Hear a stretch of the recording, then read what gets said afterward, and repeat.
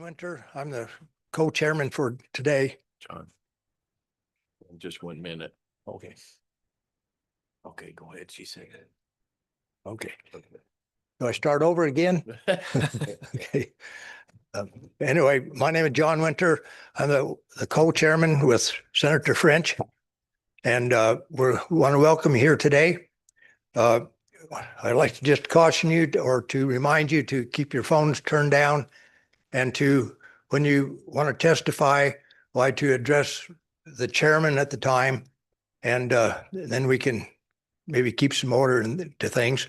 So we're going to get started this morning with the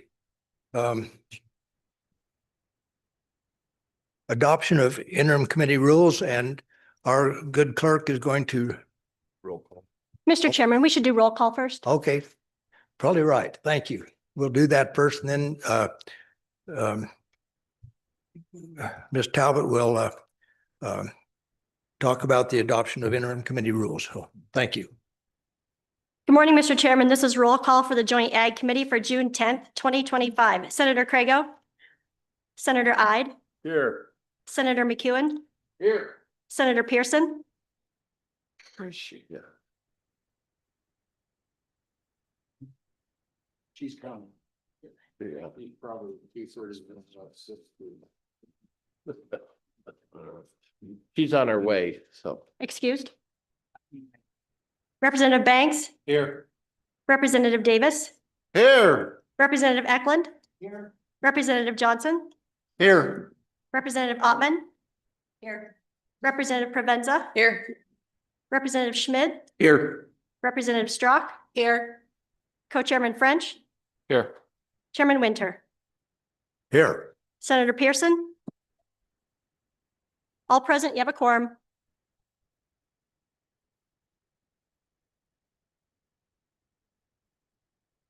Mr. Chairman, members of the committee, good morning. My name is Anna Johnson. I'm the staff attorney for LSO, and I'm just going to very briefly go over the sample interim committee rules.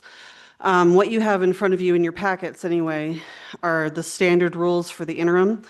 One change you might consider making is instead of having chairman versus vice chairman, you might want to change the rules so it's co-chairman. Other than that, though, these are very standard rules. They have the subcommittee rules. There's rules regarding motions to reconsider and things like that, quorums, composition of the committee. I'd be happy to answer any questions about these, but that's just a very high-level overview of what is contained within these rules. And you can either adopt them or move to make amendments at this time.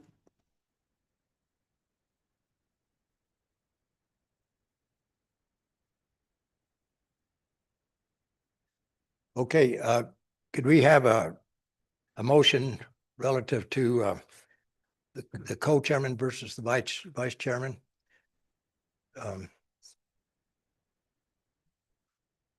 I would make that.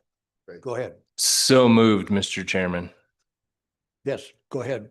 Mr. Chairman, I would move that we make that amendment to the proposed rules. Okay, thank you. Second. Yeah, we have a motion and a second. All those in favor, please raise your hands.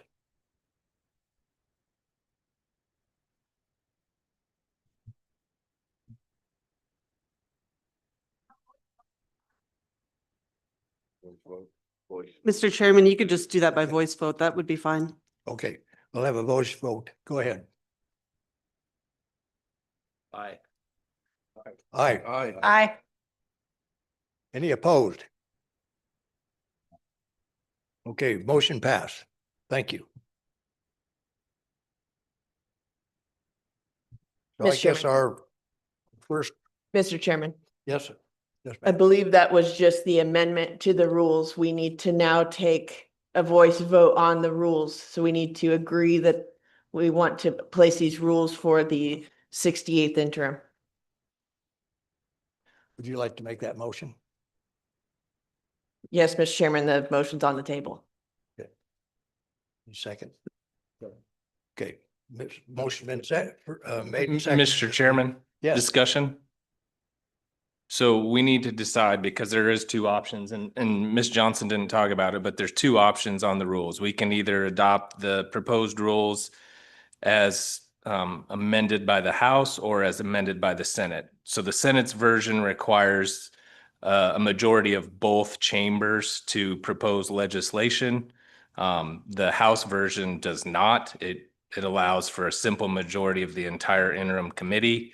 And so we have to, if we just adopt it, we're not picking which of those two we want. So we need to make a decision. And I would move that we adopt the Senate's version. And the reason, and if I could get a second, I'll explain why.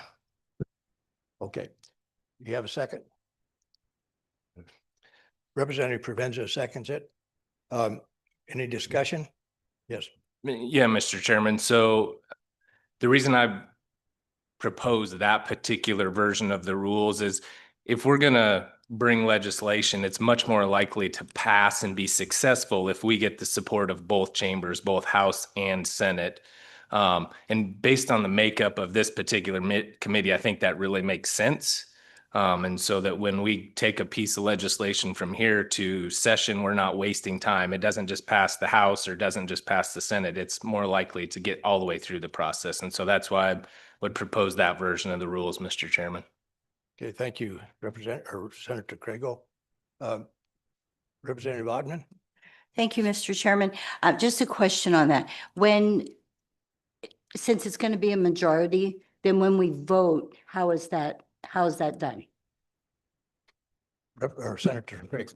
Oh, yeah. Yes, Mr. Chairman, and just for a little bit of more color on that, that is how this committee operated the last interim, was a majority of both bodies. And so when we vote, LSO will keep track of how many senators vote aye and how many House members vote aye. And so it will take 5 House members and 3 senators for a piece of legislation to be sponsored by this committee. Is there any more discussion? Mr. Chairman, Yes. So- Representative.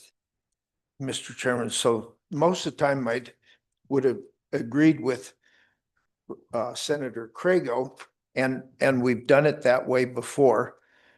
And I believe that it's probably a pretty good system because you've got to get it to pass both houses one way or another to get it through the system. However, last session, we canceled each other out a couple times. The Senate canceled out a bill that the House favored, and the House canceled out a bill that the Senate favored.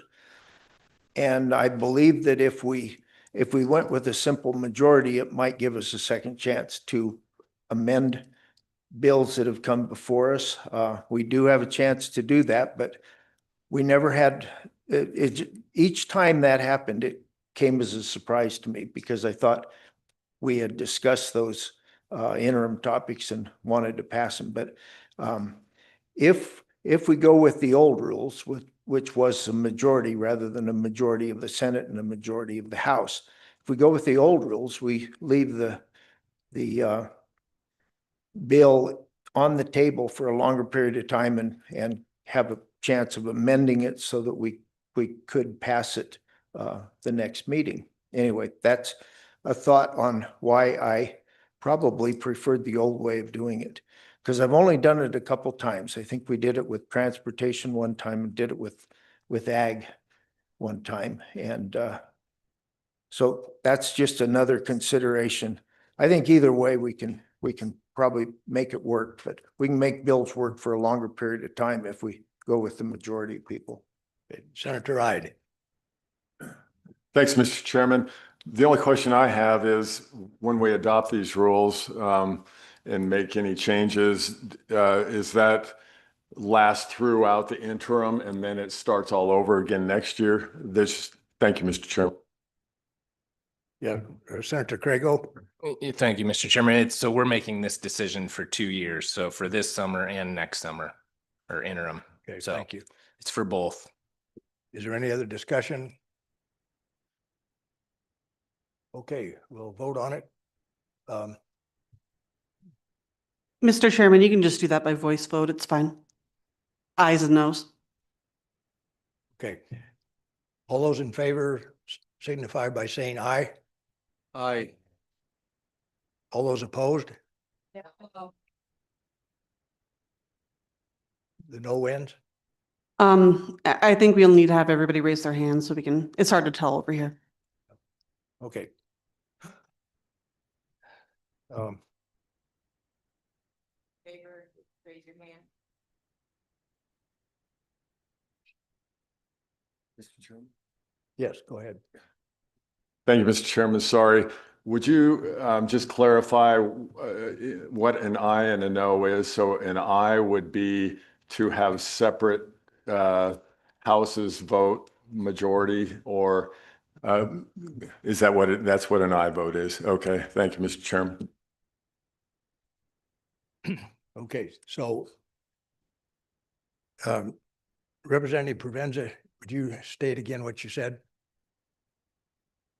Mr. Chairman, I just said what your motion as chairman would be, would say, all those in favor, please raise your hands. We would count.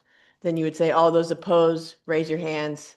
And that is on the adoption of the rule. So if we vote aye in this, then we're moving forward with the rules for the 68th, where the Senate has to have a majority and the House has to have a majority. If we vote this down, then there will have to be another, then we'll have to consider the other set of rules. But your motion, Mr. Chairman, is all those in favor, please raise your hands. It's the same as a voice vote, except we're now able to count, since it sounded like a lot of people opted out of a voice vote. Okay. So which one are we at now? Mr. Chairman, we should currently be voting on the rules for the 68th to have a majority Senate, majority House. Okay. Is that clear to everybody, what we're voting on? So all those in favor signify by saying aye. Raise your hand, I guess. And opposed, same sign. Okay, that is. It failed, Mr. Chairman. Okay. So where does that leave? Mr. Chairman. Mr. Chairman, you need a motion to adopt the House rules then. Mr. Okay. Chairman. So, we need to, yeah, go, Representative Lawton. Mr. Chairman, I'd like to make a motion to accept the House rules for a majority. I Okay. second it. Would you state that, what those are, Representative? Okay. Mr. Oh, go ahead. Mr. Chairman, if you adopt the House rules, then it's just a simple majority at that point for a quorum. Okay. Yes, So- I would like to make a motion to accept the House rules for just a simple majority. Okay. Do we have a second on that? I second. Okay. We have a motion and a second. All those in favor signify by raising their hand. All those opposed? Mr. Chairman, that passes. Okay. Thank you. Can we go on to our next item?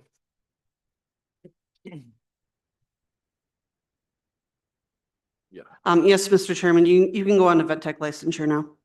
Okay, the next item is veterinary technician licensure. And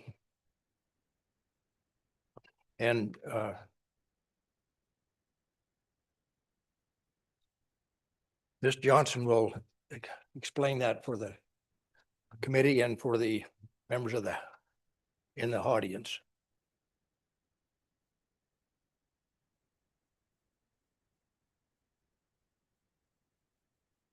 Good morning, Mr. Chairman, members of the committee. You have you should have the vet tech licensure bill in your packets or either in the e-notebook or in front of you.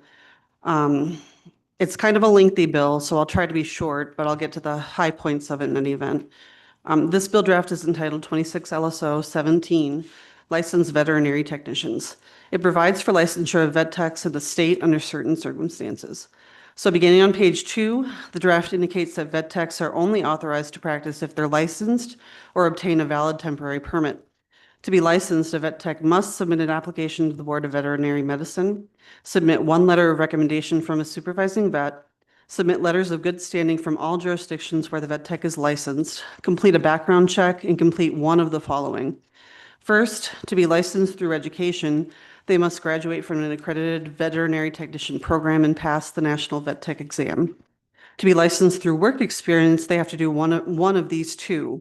They have to perform the duties of a vet tech under the supervision of a licensed veterinarian for a minimum of 10,000 hours and pass the National Vet Tech exam before June 30th, 2029, or perform the duties of a vet tech under the supervision of a licensed vet for a minimum of 20,000 hours before June 30th, 2029. To be licensed through reciprocity, the vet tech shall provide proof of licensure in a different state, a letter from the other state's licensing agency showing that the vet tech is in good standing, and the national exam passing score documentation if applicable.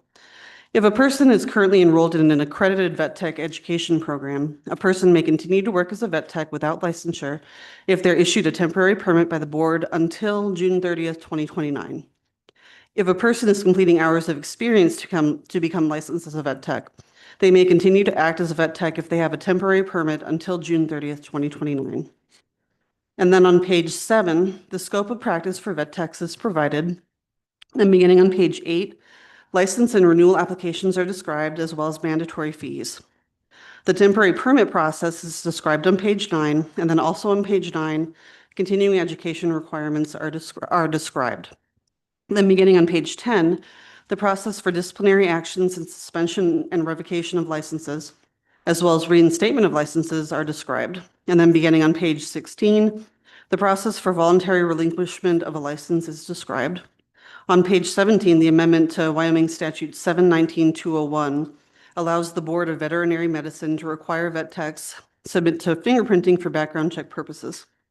On page 18, definitions of supervise, licensed veterinary technician, several vet tech related acronyms, and this act were added to the licensure statutes for veterinary medicine.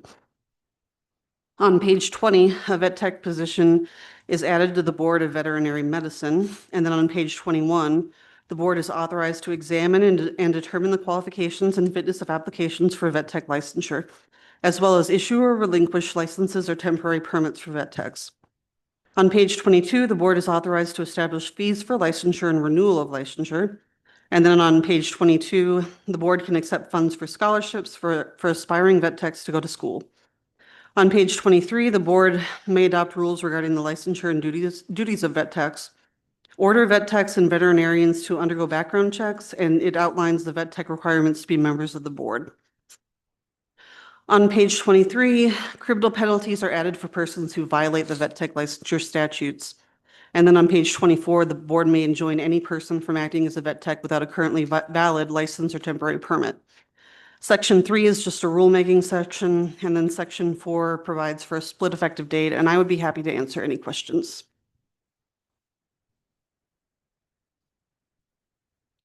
Okay, are there any questions for Ms. Johnson in this committee?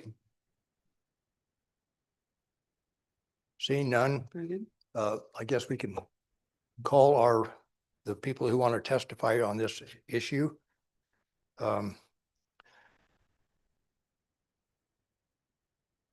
We have do we have someone here from the Veterinary Technician Association? So when you come up, would you identify yourself and who you're representing?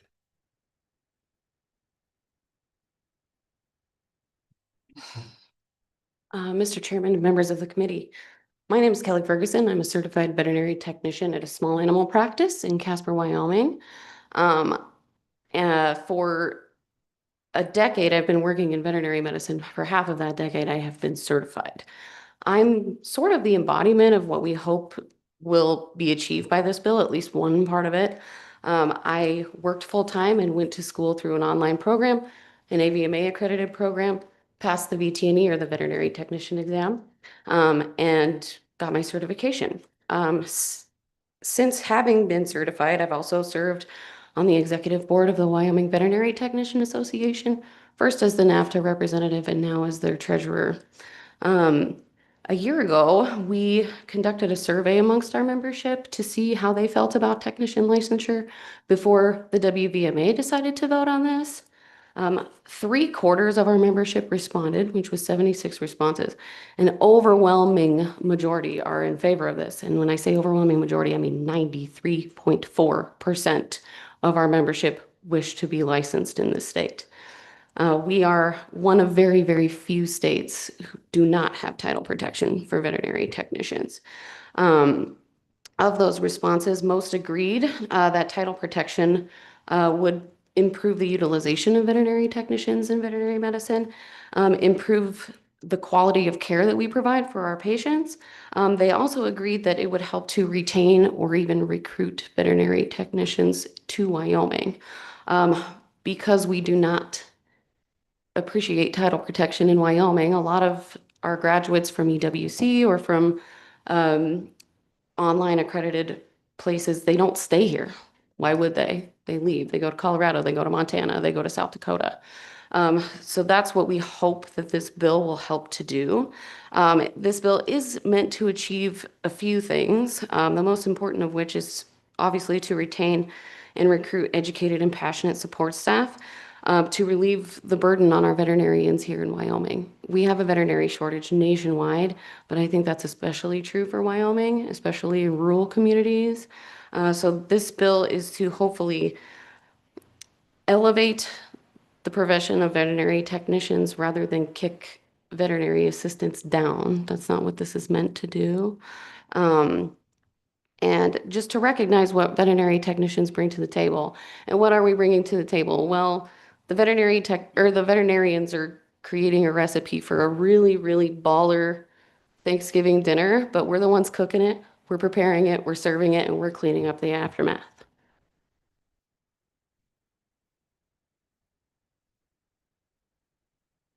Mr. Chairman and committee, my name's Taya Collins, and I am a credentialed technician here in the state of Wyoming. I was born on the Wind River Reservation, Otto Cattle Ranch, where I continue to raise cattle at this time. I passed the Veterinary Technician National Exam 2005 and became a member of the YVTA and a stated credentialed technician. I've served on the board for the last 4 years, and the last 3 years, I'm currently serving my third term as president of that association. I'm the lead technician and the HR director at a mixed animal practice that provides emergency services in Riverton, Wyoming. And I have been at the clinic for 10 years. The previous clinic, I was working as the lead technician for 12. That puts, with those combined, I've had 30 years in this field. And I feel it's important for me to be here because I did not go to an accredited program for technology. And I see the importance for that need for that education to support the veterinary technician field and the welfare of our patients and the support of our veterinarians. I support this bill as a technician to maintain higher quality medicine, obtain accountability, and empower our veterinarians to focus on their patients to provide quality care. It also encourages more credentialed technicians to stay here in the state of Wyoming. There's approximately 14 veterinarians practicing in Fremont County. 4 out of those 5 clinics surge large animals. At least 3 of those practices operate with no technician or assistant at all. My community is rich with cattle and horse operations as well as other livestock, but very weak in technicians. Eastern Wyoming Community College has a great veterinary technician program, yet very few stay in the state of Wyoming. My practice alone in the last 2 years has lost 3 technicians to move to other states that have title protection.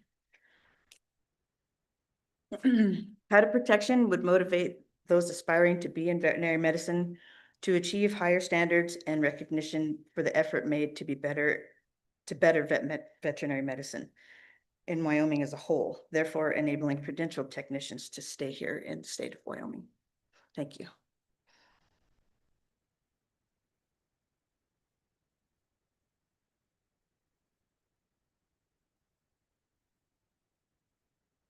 That one. Oh. Okay, Mr. Chairman, members of the committee, my name is Jackie Vanoy. I'm a certified vet tech. I am from Cody, Wyoming.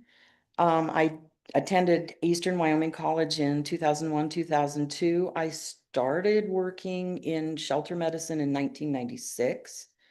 And then kind of went into a practice as a on-the-job trained type technician, assistant. During that time, I experienced an unexpected death during a routine procedure. At that point, I decided I needed to go to school. I needed to learn to not let it happen again. So at that point, I did pack up, went to EWC, went through the school. Before I graduated, I joined the Wyoming Vet Tech Association as a board member. I have been on the executive board since then in several different positions in all but 3 years. And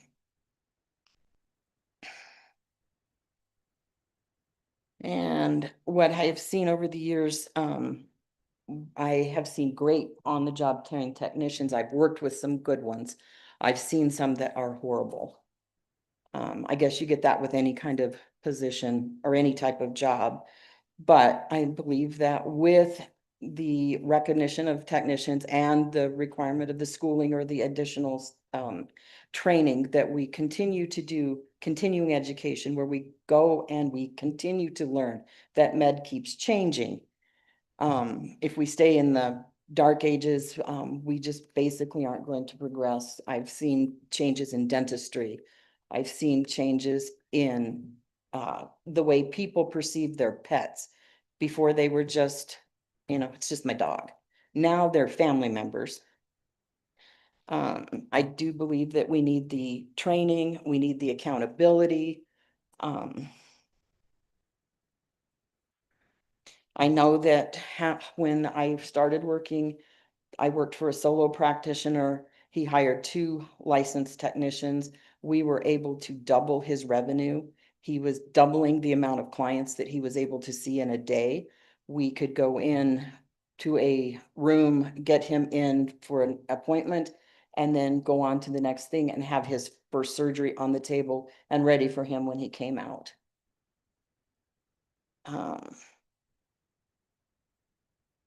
And I do know when I went to school, we did have a lot of students coming to EWC from other states because it was a great program. When they left, they a lot of times went back to their school, to their state of origin to practice there. A lot of the Wyoming students left for other states. Now I'm mentoring some of these students as they go through their schooling. When you ask them, what are they planning on doing? Where are they going to go? Most of them are saying they're going to go to another state. And when you ask them why, it's because Wyoming doesn't recognize technicians. We have a great commodity coming out of EWC and we're letting it walk down, leave the state immediately because we don't recognize technicians.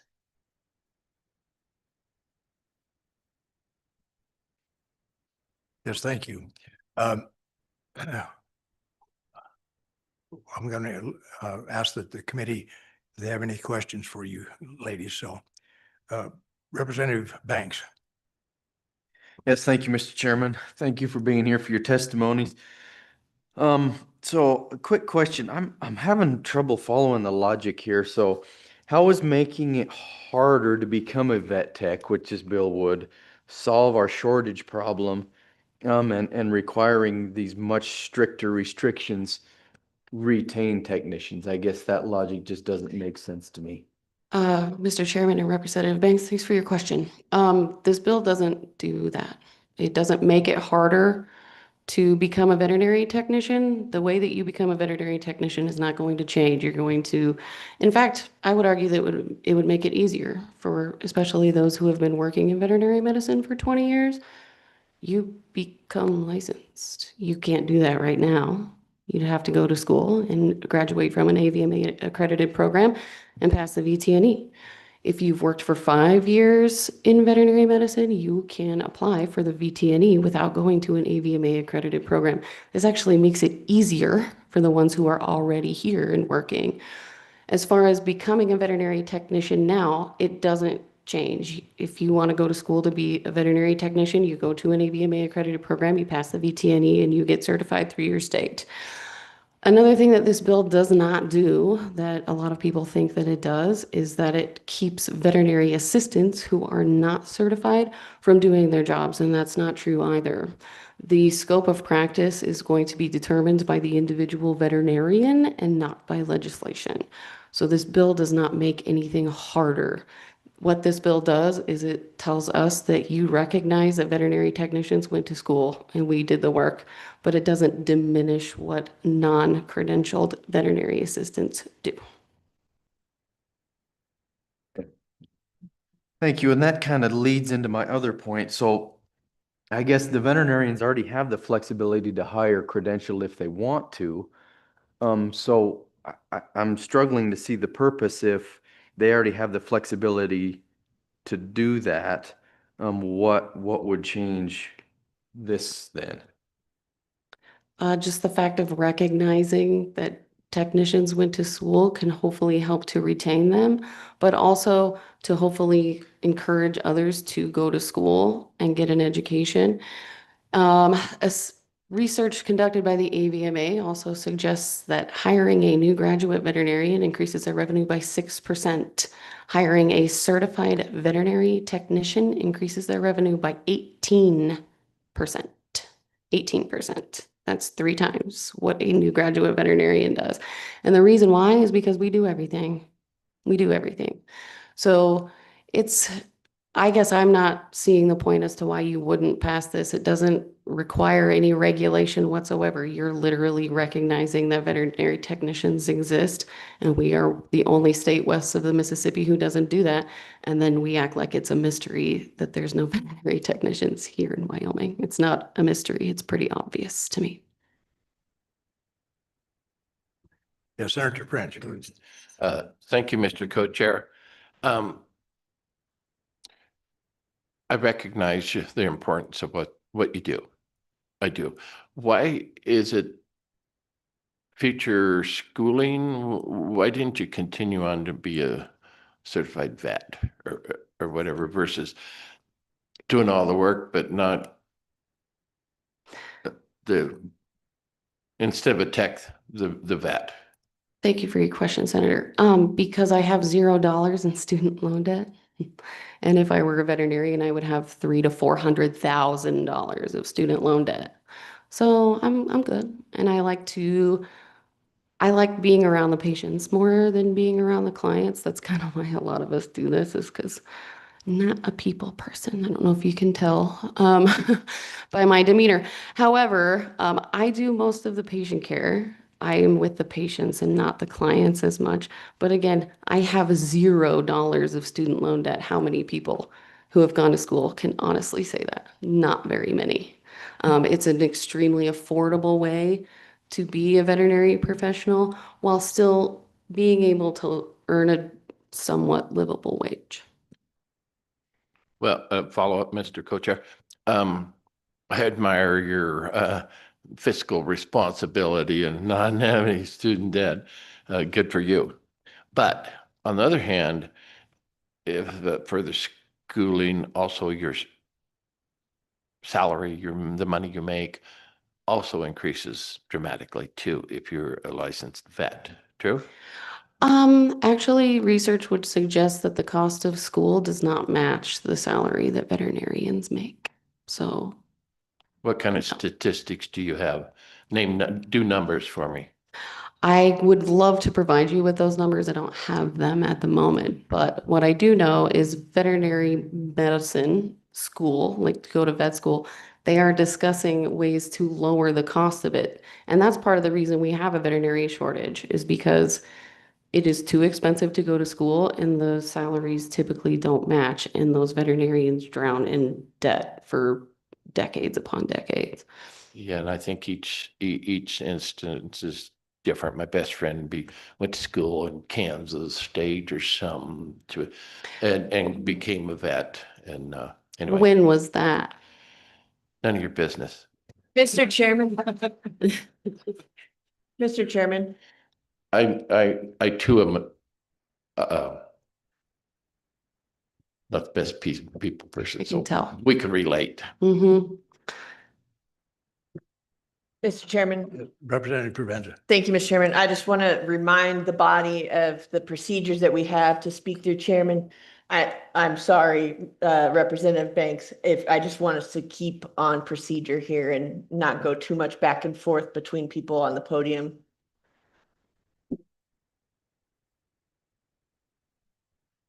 Yes, Senator McCowan. I didn't think so. I'm just curious of the 10,000 hours and the 20,000 hour requirement. The Basically- 10,000 hour requirement, excuse me, thank you, Mr. Chairman, is 3.6 years at 8 hours a day. The 20,000 hour requirement is 7.2 years. That's longer than a surgical nurse or probably a vet. It seems really cumbersome. It's not when you consider that those people don't have a formal education. So if you go to the hospital, how would you feel about your registered nurse having 3 years of experience in being a registered nurse without a formal education? Follow up. Mr. Chairman, Yeah, I go think ahead. that very situation exists today at some of the hospitals. Thank you, Mr. Chairman.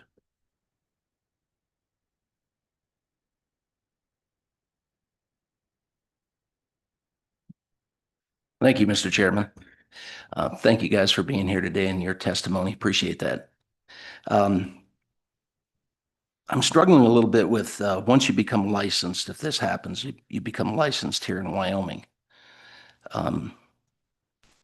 And Representative Banks kind of touched on this too, is how does that hold you here? From what I gather and what I've read is that 36 states require licensing. If you become licensed, and all of those states right now are experiencing shortages in vets and vet techs. So by becoming licensed, wouldn't you be more available to other states? Thank you for your question. I would argue that Wyoming could possibly be one of, if not the only state that a veterinary technician could work and earn a livable wage. I couldn't think of a single state that I would want to go work because I couldn't afford to live there. I work at a hospital where veterinary technicians are required to do things. We're an AHA accredited hospital. So there's things that technicians can do at my hospital that a veterinary assistant can't do. That's not true for every hospital, and wouldn't be true with this legislation. So my compensation is pretty reasonable. Well, that's not true for the majority of technicians. So if you recognize technicians, it'll raise their compensation here. And also they'll stay here because they can afford to live here. Wyoming is not an expensive place to live, unlike Colorado and Montana. I can't think of a single state around me where I could go live in a shelter with a veterinary technician salary. I'd live on the street. But here in Wyoming, I have a pretty nice car, thanks to my husband mostly, but but I own my own home. I could not do that in another state. So if we're talking about technician retention, if you can recognize and protect the title of veterinary technician, I think you would get a lot of veterinary technicians here in Wyoming because they can afford to live here. Yes, go ahead. Thank you. You touched on compensation, and once you become licensed, I'm sure that's going to create more compensation for you. Most likely not for me personally, but for a lot of veterinary technicians, yes, but that's because they deserve it. As I mentioned previously, a new graduate veterinarian increases revenue by 6%. A licensed veterinary technician increases revenue by 18%. They've earned that extra compensation. But the compensation for veterinary technicians is still relatively low, and that's not a Wyoming issue. That's a veterinary profession issue nationwide and even in Canada. So, I would argue that Wyoming is one of, if not the only place that you could actually live here with a technician's salary. One last question, Chairman, go if I ahead. may. So becoming licensed, how does that benefit the end user? What does the end user, the consumer, get that they're not getting today with you being unlicensed? Research also suggests that a certified veterinary technician increases the amount of patients a veterinarian can see in a day. That's where that 18% increase of revenue comes from. Because the veterinarian isn't spending 45 minutes on one patient. They're spending 10 minutes on that patient, and they're letting their credentialed veterinary technician take care of the rest. They're not drawing blood and running diagnostics and doing x-rays and doing all of those things. The technician is doing that. So while the technician does their job, the veterinarian can move on. I think we can all agree there's a shortage of veterinarians nationwide, but in Wyoming specifically. So a credentialed veterinary technician allows the veterinarian to see more patients in a day. That is a huge problem. I don't know if any of you have a veterinarian that can't get your dog in for 2 months for vaccines. It's a problem. It's a big problem. It's a problem in Casper, and it's a problem in rural communities like Lander. So that is what, at the end of the day, the consumer gets is more availability from their veterinarian, especially in an emergency situation.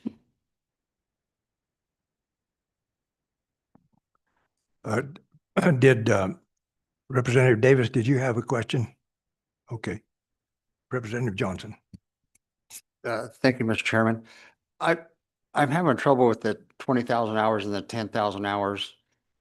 This sunsets in 29.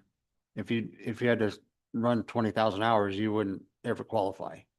So the point I really want to make is that this is just like a trade school or a union job where you're an apprentice, and you're always going to be underneath a qualified licensed veterinarian. So I applaud the bill. I think it's great, but I think the time frame doesn't work with the sunset. And if you're always managed by a licensed veterinarian, then I don't see the problem with not continuing on. I don't think that 20,000 hours or 10,000 hours works necessarily. And maybe I don't know, but you will always be under the supervision of a veterinarian, licensed veterinarian. Thank you for your question, Representative. Ma'am? Yes. Would you Sorry. address the chairman before you Mr. Chairman, carry on? apologies. I guess as someone who is not in veterinary medicine would be unaware of the education that we are provided when we go to an AVMA accredited school, it is not unreasonable to expect someone to have 5 years of on-the-job training to be able to apply for the VTNE and pass it. It is not unreasonable to expect somebody to have 10 years of experience before being able to be licensed without any formal education or any passing of any sort of national exam. That is not an unreasonable request, especially when we're talking about public health and we're talking about the food that we consume, and we're talking about people who handle controlled substances, and we're talking about people who really do have a lot of responsibility and need to have accountability for the things that they do. 5 years and 10 years is, in my opinion, is not an unreasonable request. Yes, Senator McCowan. I just want to make sure I understand this. So if I have 20,000 hours, I don't have to get a formal education and I don't have to pass a test? Okay, thank you, Mr. Chairman. Yes, go ahead. Mr. Chairman and Senator McCown, that is correct. You would not have to pass a test. You would just automatically be grandfathered in, so to speak. Yes, Senator Hyde. Yes, thank you, Mr. Chairman. Thanks for your testimonies, ladies. Anybody can answer my question. I'm typically not in favor of occupational licensing. I think that, the requirements, makes a barrier to entry. It's expensive, a lot of training hours. It looks like your surveys here are membership driven. You had 93%. Be nice to see, a consumer survey. I don't know what it does if, typically licensing, creates less competition typically. And therefore drives up the prices to the consumer. So anybody would like to comment on that, I'd appreciate it. Thank you, Mr. Chair. Mr. Chairman and Senator, I thank you for your question. Licensed veterinary technicians don't increase price to consumer. If anything, they decrease them because it makes the veterinarian more available and to increase their revenue. If you're adding veterinarians to a practice, yeah, the price for the consumer will go up because you have to pay a veterinarian that salary. And as far as licensing goes and creating barriers, I would argue that this is not a barrier at all. In fact, it's a gate that we need to open in order to elevate those that have been working in Wyoming for decades, to be able to become licensed. I think it's going to make it easier for the people who are already here and already working in veterinary medicine. Are there any other questions? Yes. Senator Pearson. Thank you, Mr. Chairman. So I just have a couple questions here. So will the end consumer be paying for this? Mr. Chairman and Senator, no. To become licensed and to continue to be licensed, we pay membership dues just like the veterinarians. Licensed veterinary technician. Okay, follow up. Yes, go ahead. Thank you, Mr. Chairman. And another question that I have in here is it says no felony convictions.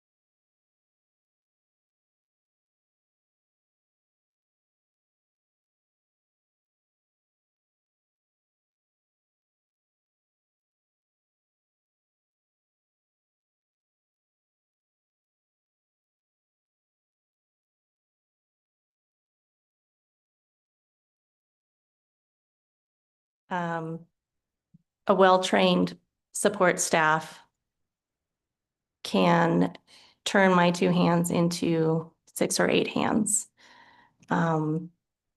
They increase efficiency immensely. They enhance the well-being of veterinarians in our state.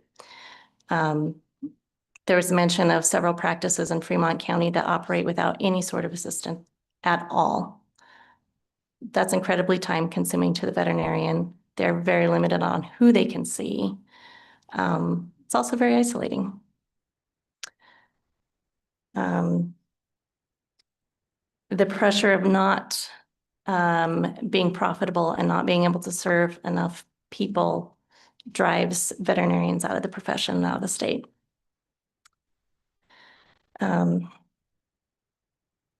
Going back to graduating in 2007, I graduated just under the wire of when veterinary medical school debt exploded. I have just recently paid off my student loans. Many people in the veterinary profession honestly do not expect to pay off their loans within their professional lifetime. If you do a little research into some of the loan repayments that are now up in the air, there's not much incentive to take on that debt. It is a huge barrier to becoming a veterinarian. If we can utilize veterinary technicians to extend our reach, that will, I believe, lower costs to the end consumer. And I would count veterinarians as part of that end consumer. You know, as she said, it is expensive to hire a new vet. New vets cannot afford to work for what I could afford to work for with my debt load from 2007.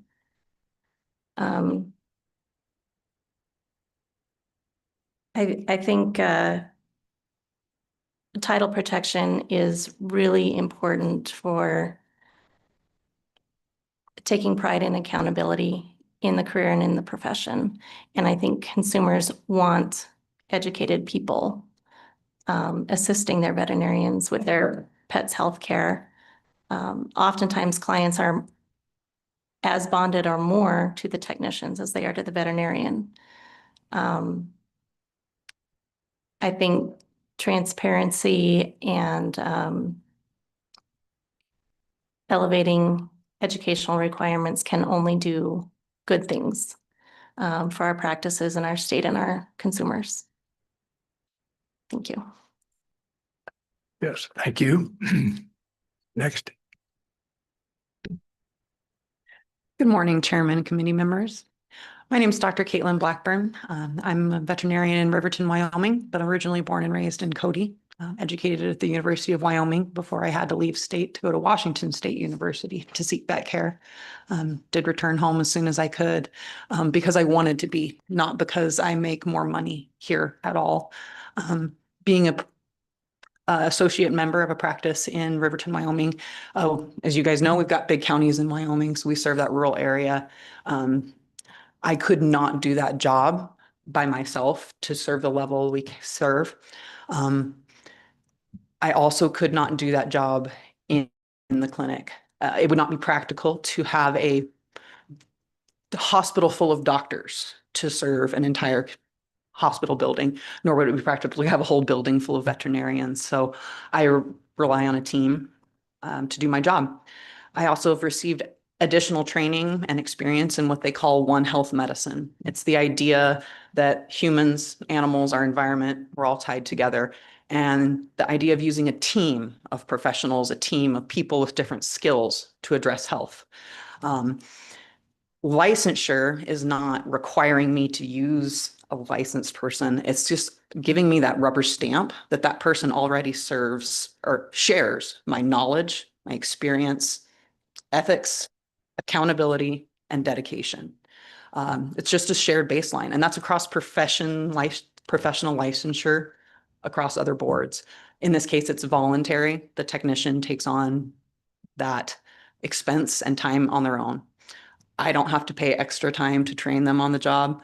It gives me, and it gives that end consumer of the public that just accountability. So you're still free to hire whoever you want. You still are free to go to whatever veterinary clinic you want. But if you were to come to my practice, I have a team of licensed vets that I know the recommendations they're giving, the medical care they're giving. I already have that baseline with them.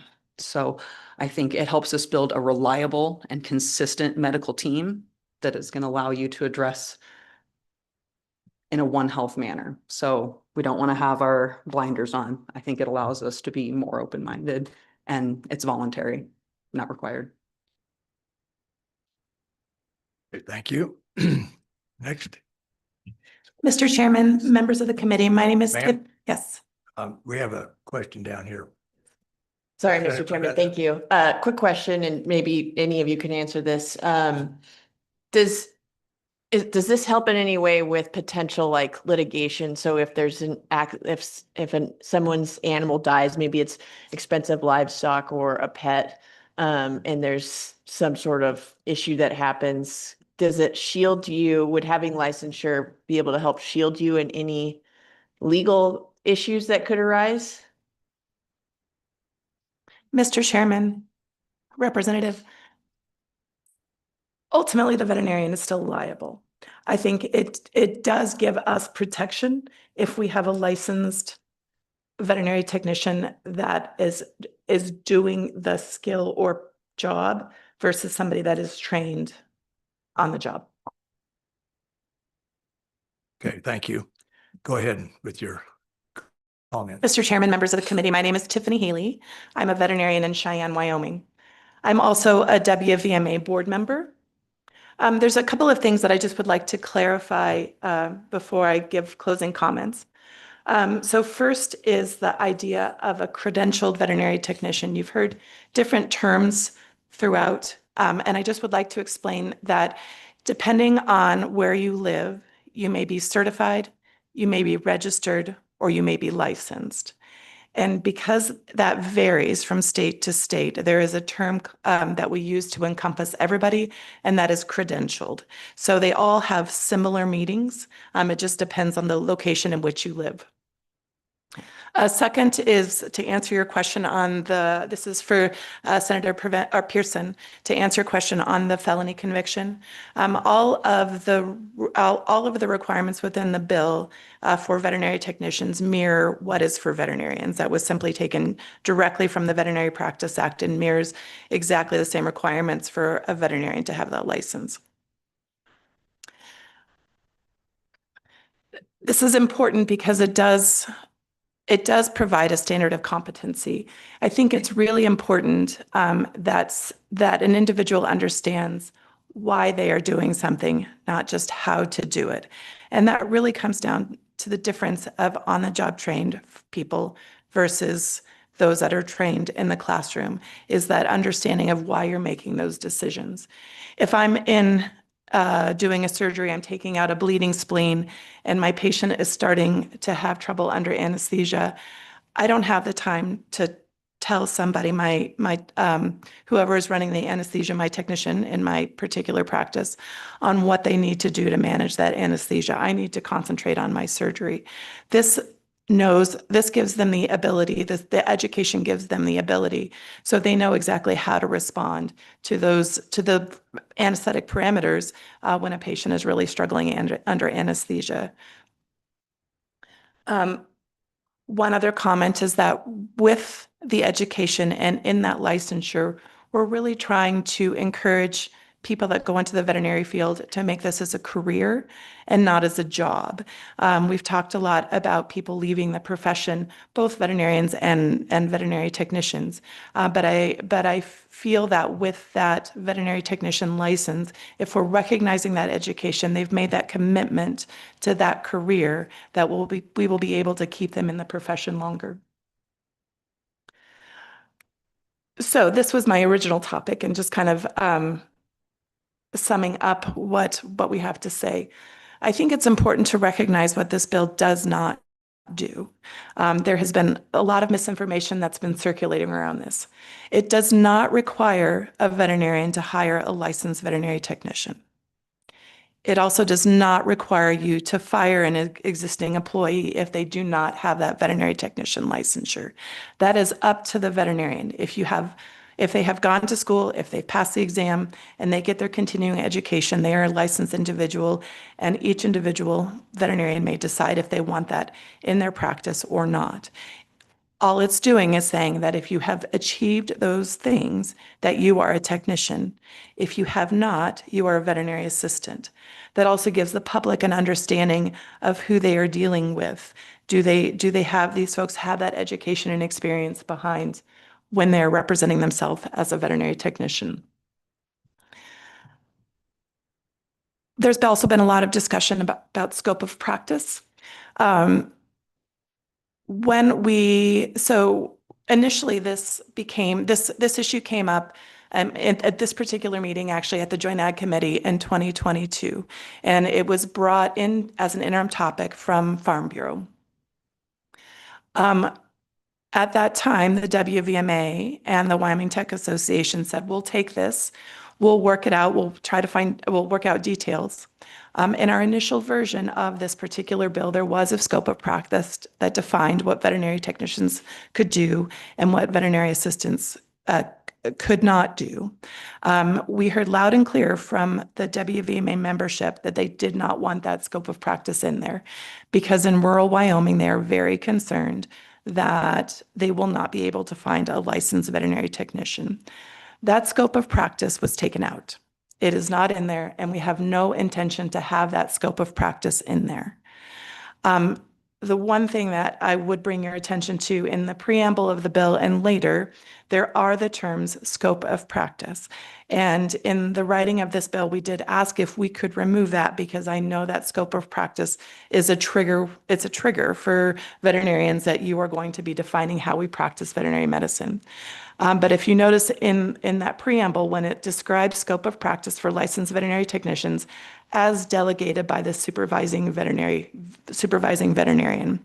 And essentially that means that that veterinarian gets to choose what they do and what a veterinary assistant does. It is not written in there. So I just want to bring your attention to that on that scope of practice. What this bill does do is provide title protection for those that have gone to school. If we don't recognize that education, why would you go to school? It's a lot of work and it is money. And what we're doing is saying we appreciate what you guys have done and we recognize that education. Within the veterinary field, there are two different career paths that you can follow. You can be a veterinarian, which is 8 years of education and a tremendous amount of debt. As you've heard, I think right now, the average student debt for a new grad coming out is $195,000 and can very much get up to $300,000 to $400,000, depending on where you are. This gives another viable option for those that want to be in the veterinary field for 2 years of education, minimal or no student debt. I have a couple of stories from my particular practice about why this is important and why other people are recognizing this. First off, I had a veterinarian that came to interview with me a couple of weeks ago.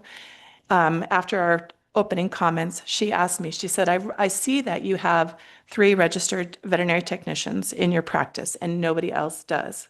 How are you able to get those veterinary technicians that have gone to school?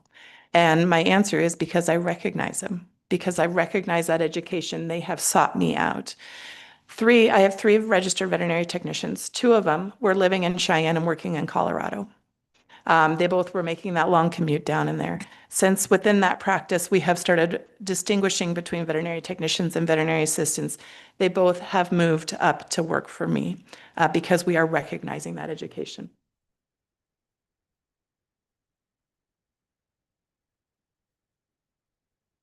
Initially, when we presented this information to the WVMA, we did get a lot of feedback about what people wanted and what we haven't. We have changed our initial suggestions for this legislation tremendously. And now, after our last vote, which was in the fall of 2024, the majority of veterinarians are in favor of veterinary technician licensure. Thank you.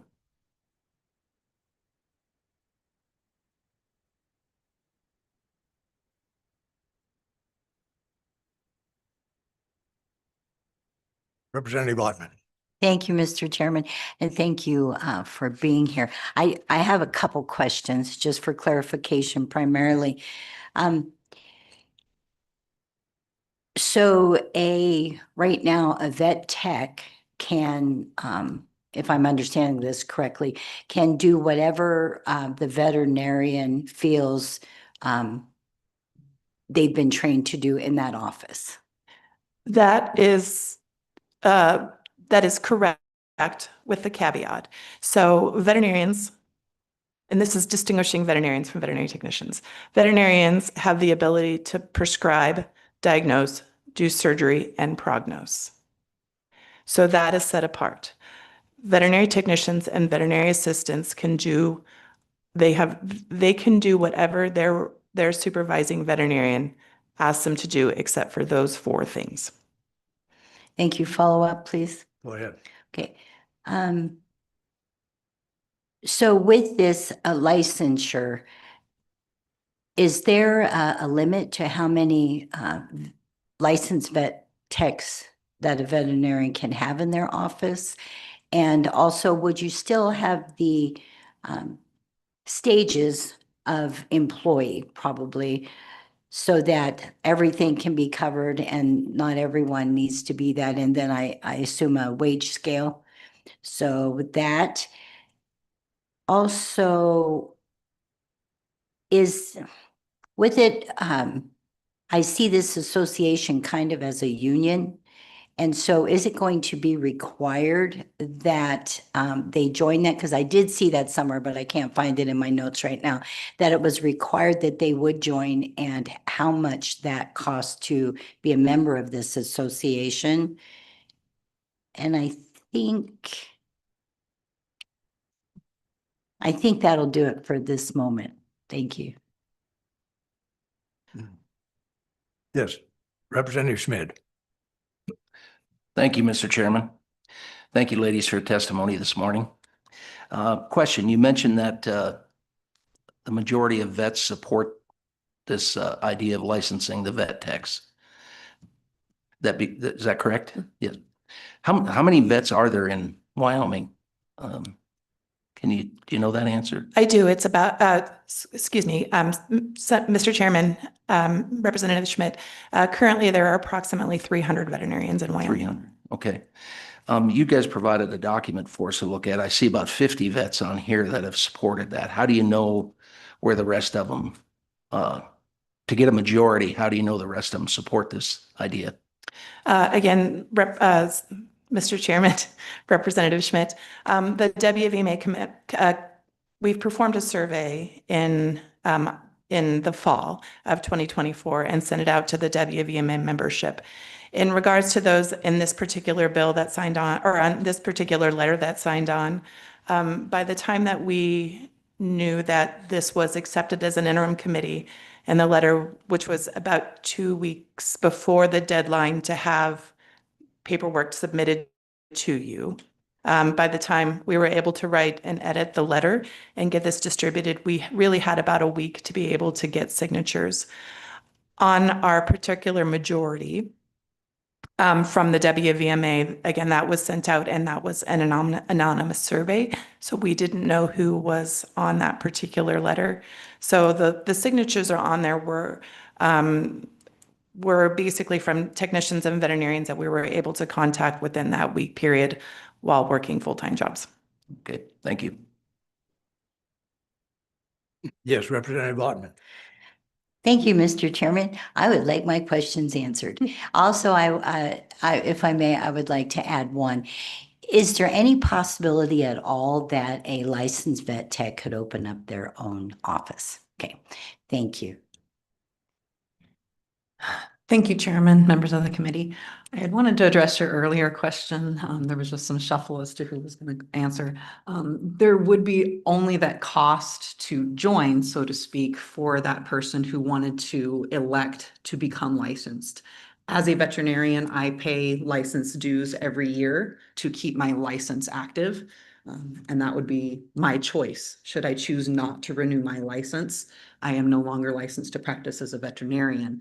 For these technicians, they would still be very able to practice as a veterinary assistant if they chose not to voluntarily pay this due to have that licensure that would just serve as that agreement. So it would be voluntary on the cost of or on the part of the vet to offer an increased wage, voluntary on the part of the tech to accept a job wherever they would want to either be a licensed vet tech or a veterinary assistant. Thank you very much. To follow up, I think Aaron would like to add. Thank you, Representative and committee members. Representative Ottman, I hope I've jotted down all your questions and we get them addressed. Let us know if we skipped one. There would not really be any limit on the number of veterinary technicians that you could hire.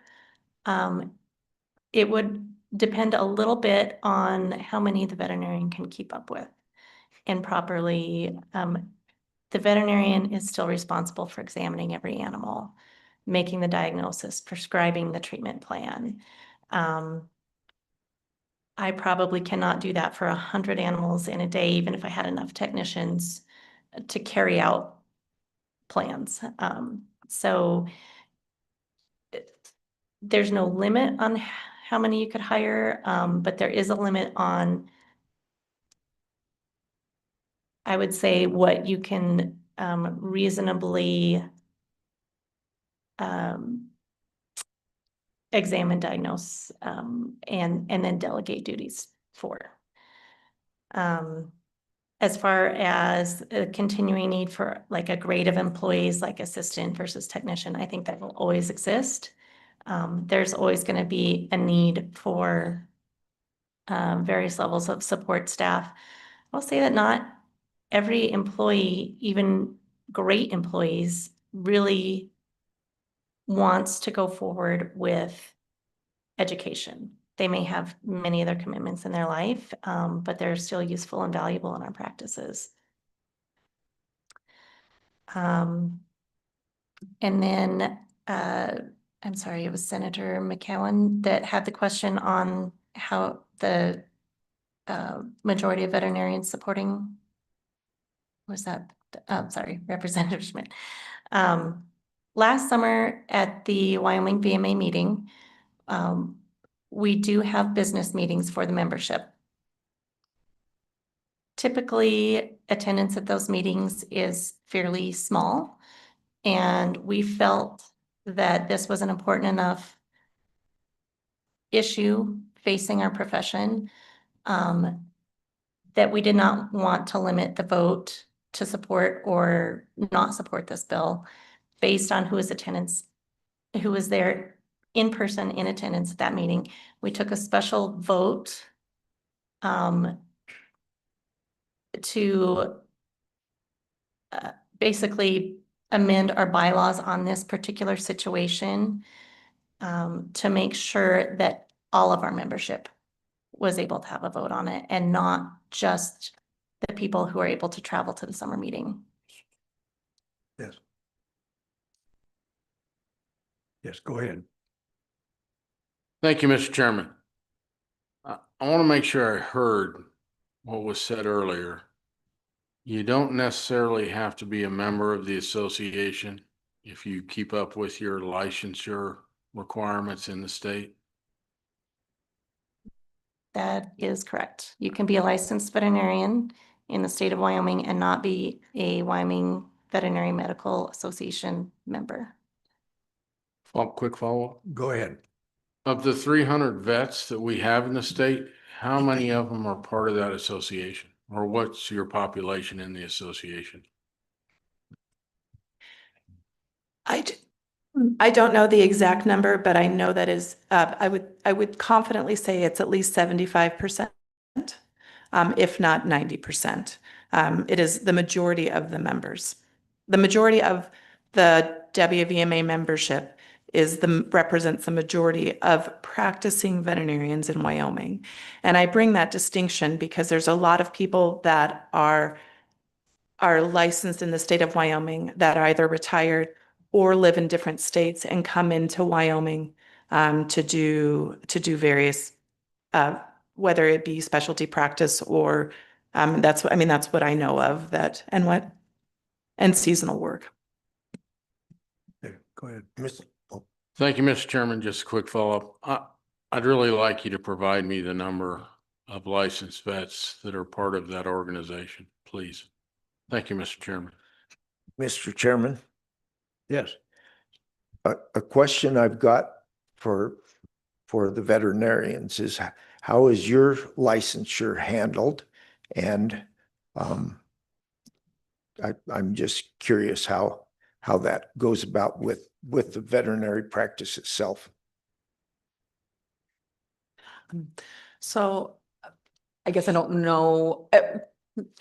Mr. Chairman, members Go of the ahead. committee, if you could clarify your question, what you mean by how handled as far as what is required of us or how often? Thank you. Mr. Chairman, how do you get your licensure through the state of Wyoming? It's not through the vet school. You get your training there and credentials there and you graduate, but how does the state work into this? Because I'm trying to figure out why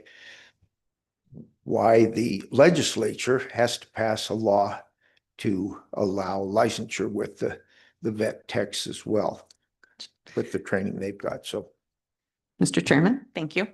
I believe we have to have a bill passed for any body to perform licensure. There's got to be some sort of accountability is what we mentioned.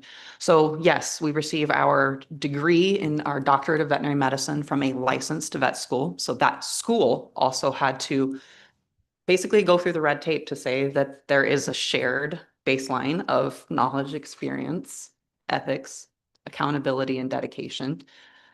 I graduated from a licensed vet school and then came to the state of Wyoming to get my license to practice as a doctor in this state. So much like any physician you guys may need to see for personal needs.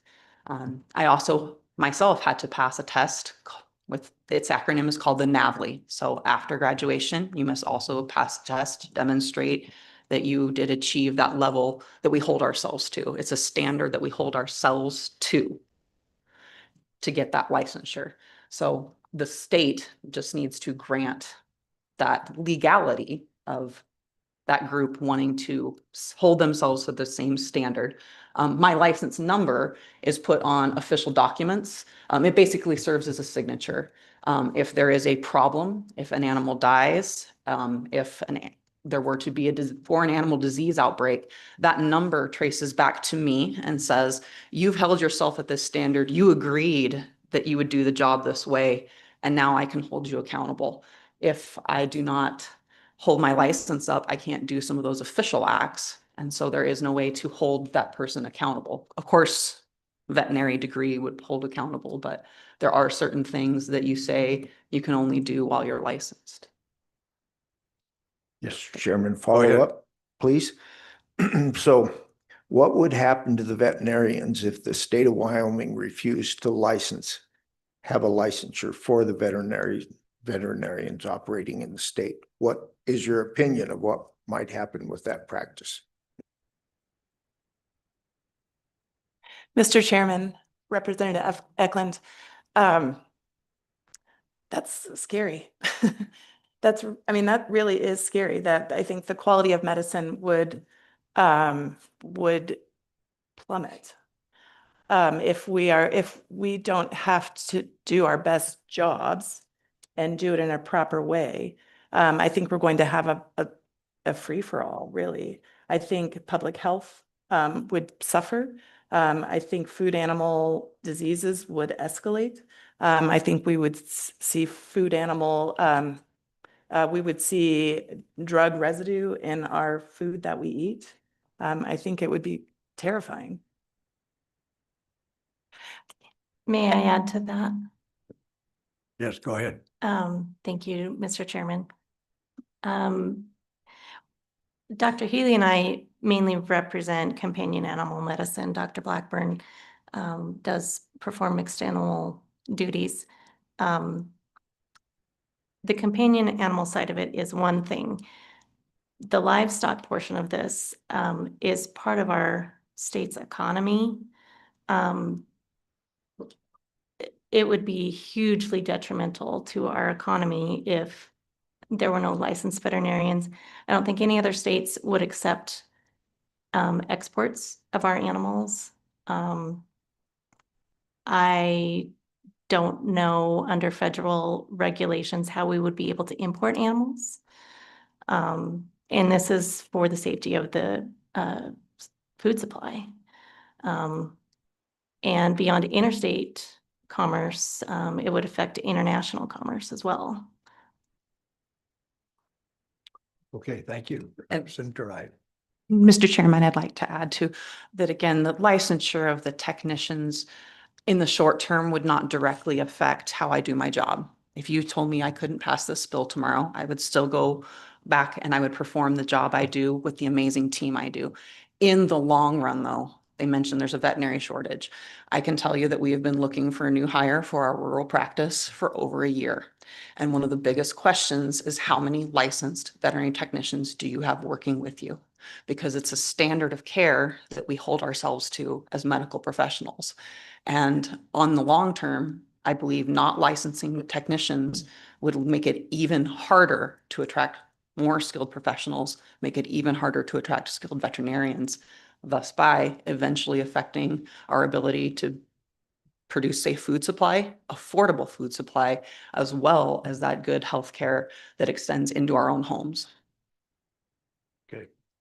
Senator Ide. Yeah, thank you, Mr. Chairman. During COVID, about 5 years ago, a lot of salons, barber shops, restaurants were threatened if they didn't comply with some of the dictates from the public health officials, that they would lose their license if they kept their restaurant open or if they kept their salon open or barber shop. Those are part of the problems I have with the heavy hand of the state coming in and saying you can't make a living anymore because you're not following the rules and we'll pull your license. What reprimands from the state if somebody was reprimanded that was a licensed vet tech, that they would lose their license? Could they still work as a certified vet tech? Bureaucracies work the other direction too with the downside of licensure. So can anybody answer that question? Thank you. Mr. Chairman, Senator Ide. So essentially the answer is yes. If you lost your license as a veterinary technician, because there would be nobody overseeing that accountability as a veterinary assistant, yes, they still could go in and work as a veterinary assistant and not as a veterinary technician. I think one very important point for licensure, it has to do with controlled drugs. And so we are always concerned about diversion of controlled drugs within our practice. With the state overseeing licensure, if there has been a technician that has taken controlled drugs, then we now know that. And if they go to apply for a job in another community, we now know that they have done that. We still could potentially hire them, but we have that record that we need to keep a very close eye on that. If they have a felony conviction, then no, they couldn't get that license, as we talked about earlier. But it does give us that insight on if there is diversion. And I know in our discussions last night, one of our technicians had seen drug diversion from a staff member, and I know at a previous practice, we also had that problem too. And so it does give us some of that accountability for those that are monitoring those controlled and using those controlled drugs. And I have just a couple of follow-up answers. So to Senator McCowan, there are 300 veterinarians that live and practice in Wyoming. There are 250 members of the WVMA. So that accounts for 83% of those that live and work in Wyoming are represented through the WVMA. And then Representative Ottman, you would also ask the question on, would an LVT be able to work without a supervising veterinarian? And the answer is no. They may not go and open their own practice. They have to be employed under a supervising veterinarian. Thank you. Representative Ottman. Thank you, Mr. Chairman. And just a generic question for any of you. I spoke with a veterinarian on my way here. I just saw an office and went in and I said, do you know about this bill? And they said, yeah, we don't really see that. But what I'm noticing is that they had 3 veterinarians at their office. So possibly that was why. Do you think that this bill would really help in our areas where there's one veterinarian in an office, sometimes by themselves, or that they want to expand that office or expand the availability to the people in their area, that this bill then would help in that instance in a great way? Thank you, Mr. Chairman and Representative Ottman. I believe that title protection and recognizing the education of a veterinary technician in the long run should help recruitment and retention, especially in rural areas, and ease the burden on those veterinarians. Training a well-trained employee from the ground up is incredibly burdensome. Takes a lot of time and energy. Meanwhile, we're trying to stay afloat. We are doing it, and we always have done it because we have to, and we haven't had much other choice until the degree of a veterinary technician was developed. And obviously, it's a good idea. It's passed widely through the nation.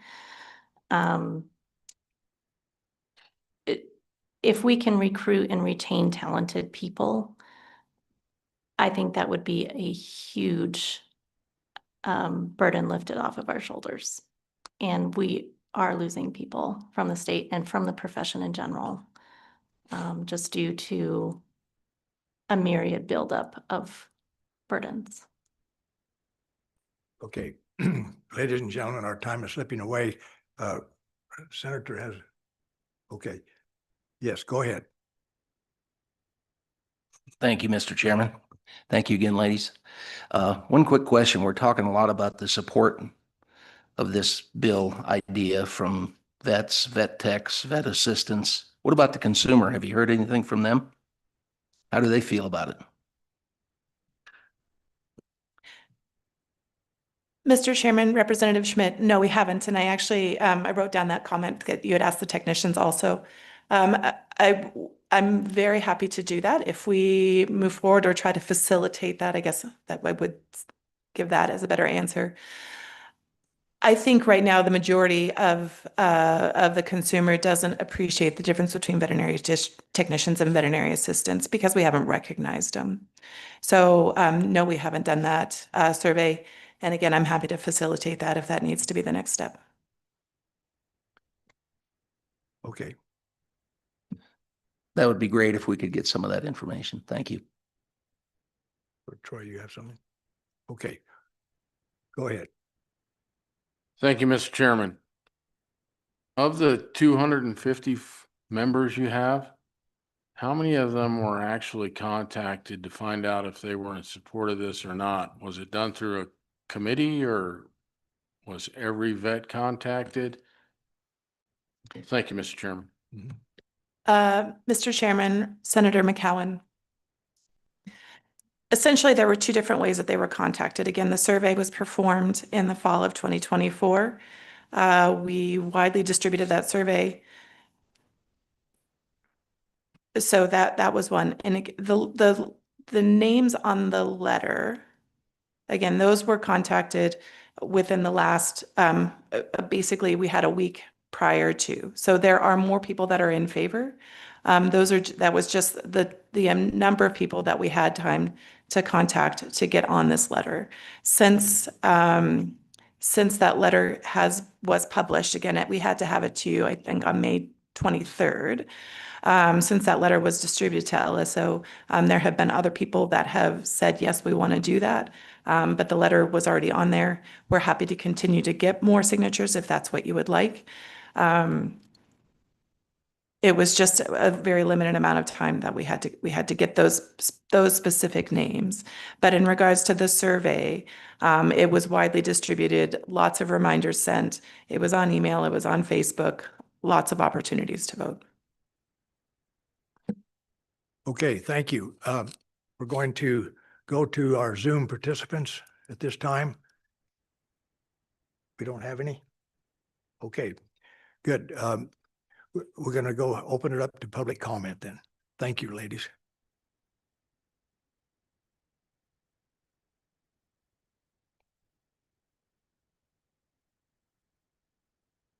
Good morning. Good morning, Mr. Chairman, Committee, Brett Moline, Wyoming Farm Bureau Federation. As a consumer of veterinary medicine products, sitting firmly in support of this bill. As you know, my position on legislation depends on my members' policy, and my members have policy supporting having vet techs in Wyoming. If I remember the discussion right from, I believe it was 2019, there's two things that came up. One was a little ironic. We offer a program in the state of Wyoming through one of our junior colleges to train vet techs. We don't legally recognize them in the state of Wyoming at this point. And another impetus behind getting the vet techs recognized is maybe we can get more people working in the veterinary field to alleviate some of the problems we're having with the shortage of veterinarians. And I think you, through your testimony today, through the Vet Association and the Vet Tech Association, yes, this bill will do that. This will bring in more people working in the veterinary field to alleviate the shortage of licensed veterinarians. Well, I want to point out a couple of things. And some of it's been pointed out before, and I'll try to be uncharacteristically brief, but you don't have to hire a licensed veterinary technician. That does not change. You can hire an assistant, or you can hire a vet tech. You can do that now, but if this is legally recognized, having this legally recognized and licensed gives some assurance. They've gone through training. They're at a little higher educational level than, somebody that's just came out of high school. And I'll use a little bit of an analogy of a mechanic. You can hire somebody that's come through the VOAG program in high school to be a veterinarian, or excuse me, to be a mechanic, or you can hire somebody that's gone through a VOTEC school. Probably want to hire somebody from a VOTEC school. You'd probably have to pay them a little more, but they've got that experience. They've got a knowledge base that's a little bit higher and will be able to hit the ground running. So we support this because we want to get more people working in the veterinary medicine field, and this will help do it. Some questions about the hours, the 10,000 and 20,000 hours.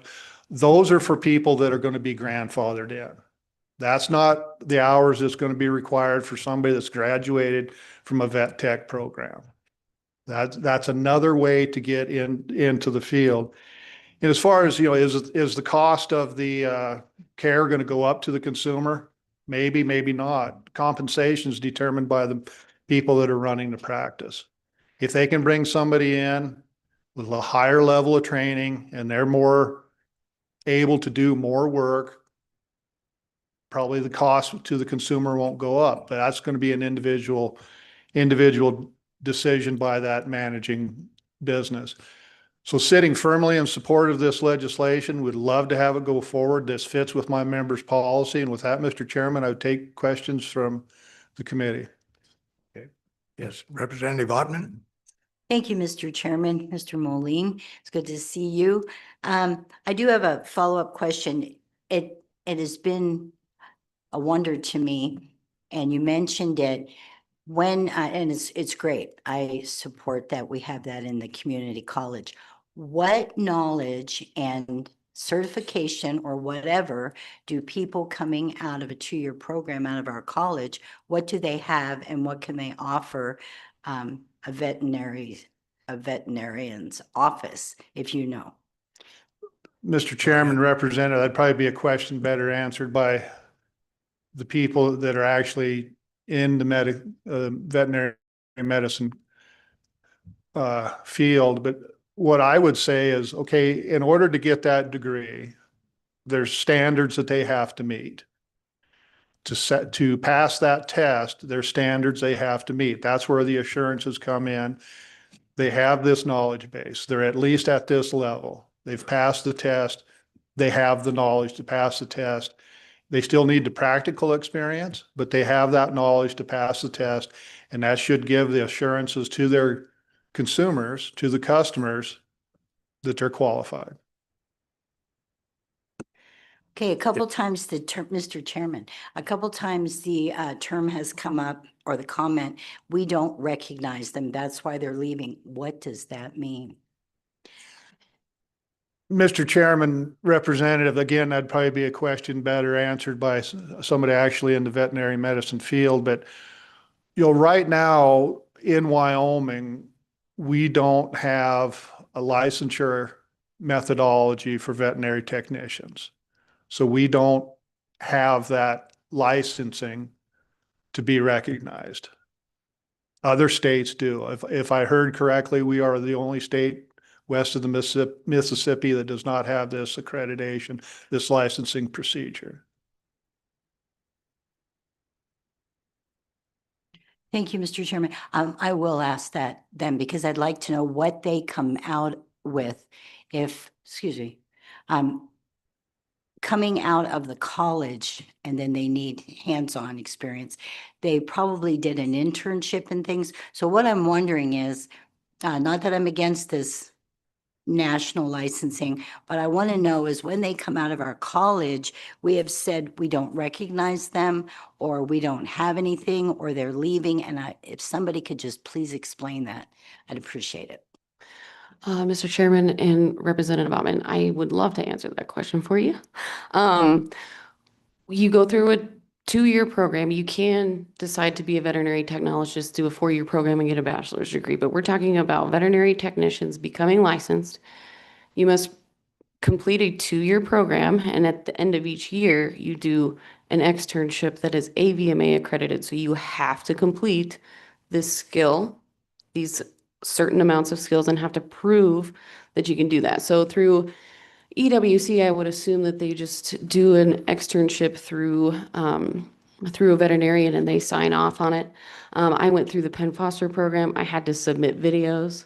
They are very particular, by the way, on the videos that they will accept. And you do that either under a credentialed veterinary technician or a veterinarian, depending on what you have available to you. You have to do a large animal externship. You have to do small animal. You have to do birds. You have to do reptiles and pocket pets and rabbits and all sorts of things. It's not just dogs and cats. So those are the things that a veterinary technician that is credentialed and goes through those things can offer. I will give you an example of something that happened just the other week. I work in a veterinary hospital where basically veterinary assistants can't do dental procedures and they can't handle controlled substances. Outside of that, the scope is pretty wide. There was a veterinary assistant who was monitoring anesthesia for a patient Everything looked beautiful. The heart rate and rhythm looked good. Blood pressure looked good. Everything looked great except the pulse oximetry, which is the amount of oxygen the patient is getting. You want that number to be above 95, ideally. 100 is like awesome. This patient was 88. That veterinary assistant did not know why. I went into that room and in 30 seconds could tell that the endotracheal tube was not big enough and was not deep enough.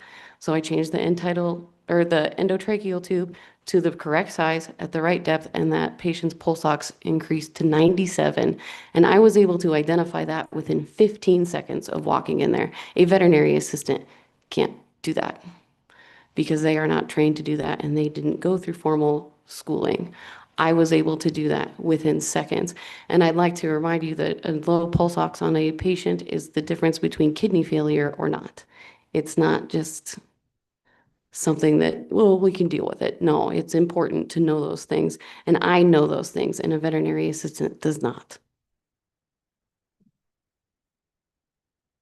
Thank you, ma'am. Are there any other questions?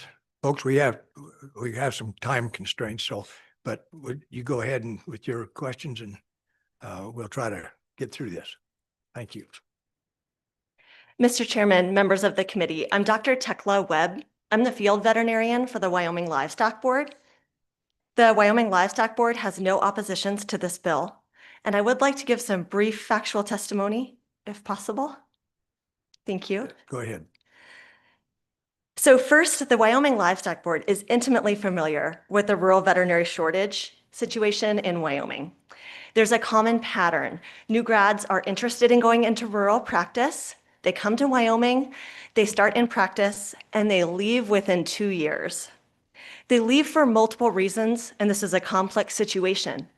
But one reason they leave is lack of support from their supervisor, but also lack of veterinary support in these rural veterinary clinics.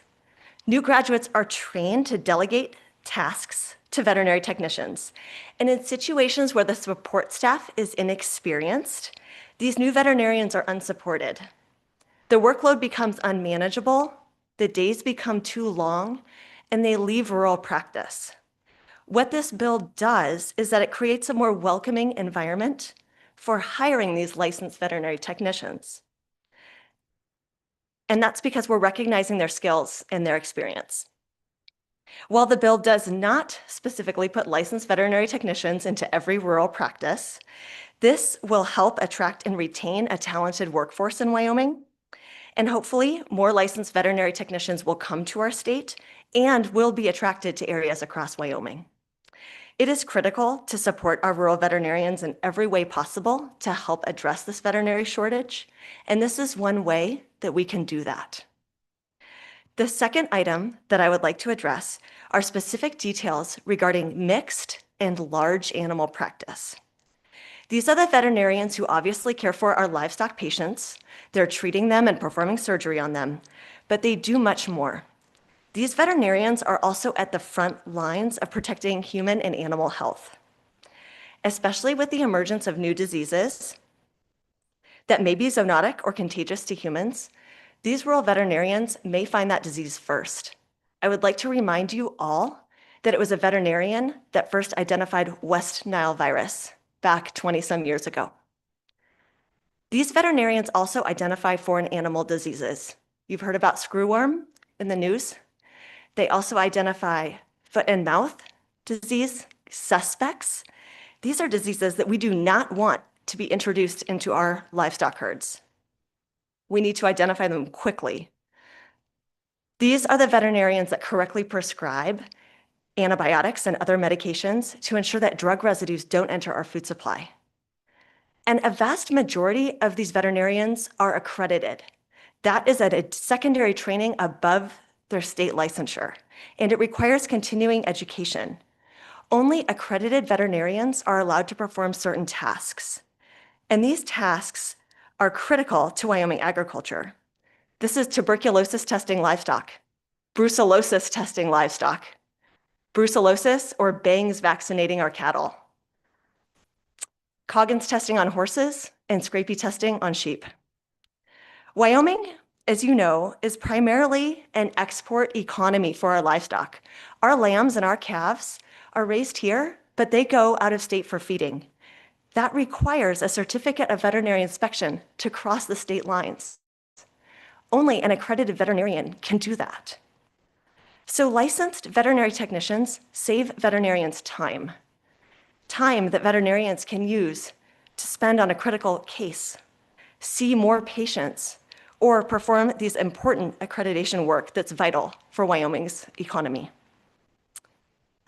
I'm happy to answer any questions. Thank you, ma'am. Are there any questions from the committee? Okay, seeing none, thank you very much. Appreciate your time. Thank you. Is there any other public comment? Seeing none.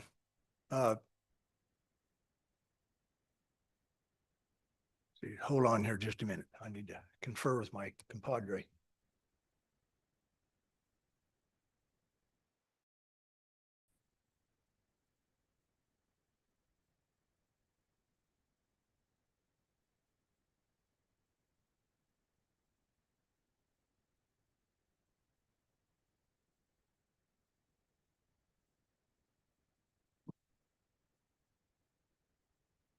Okay, committee, what is your pleasure relative to this bill?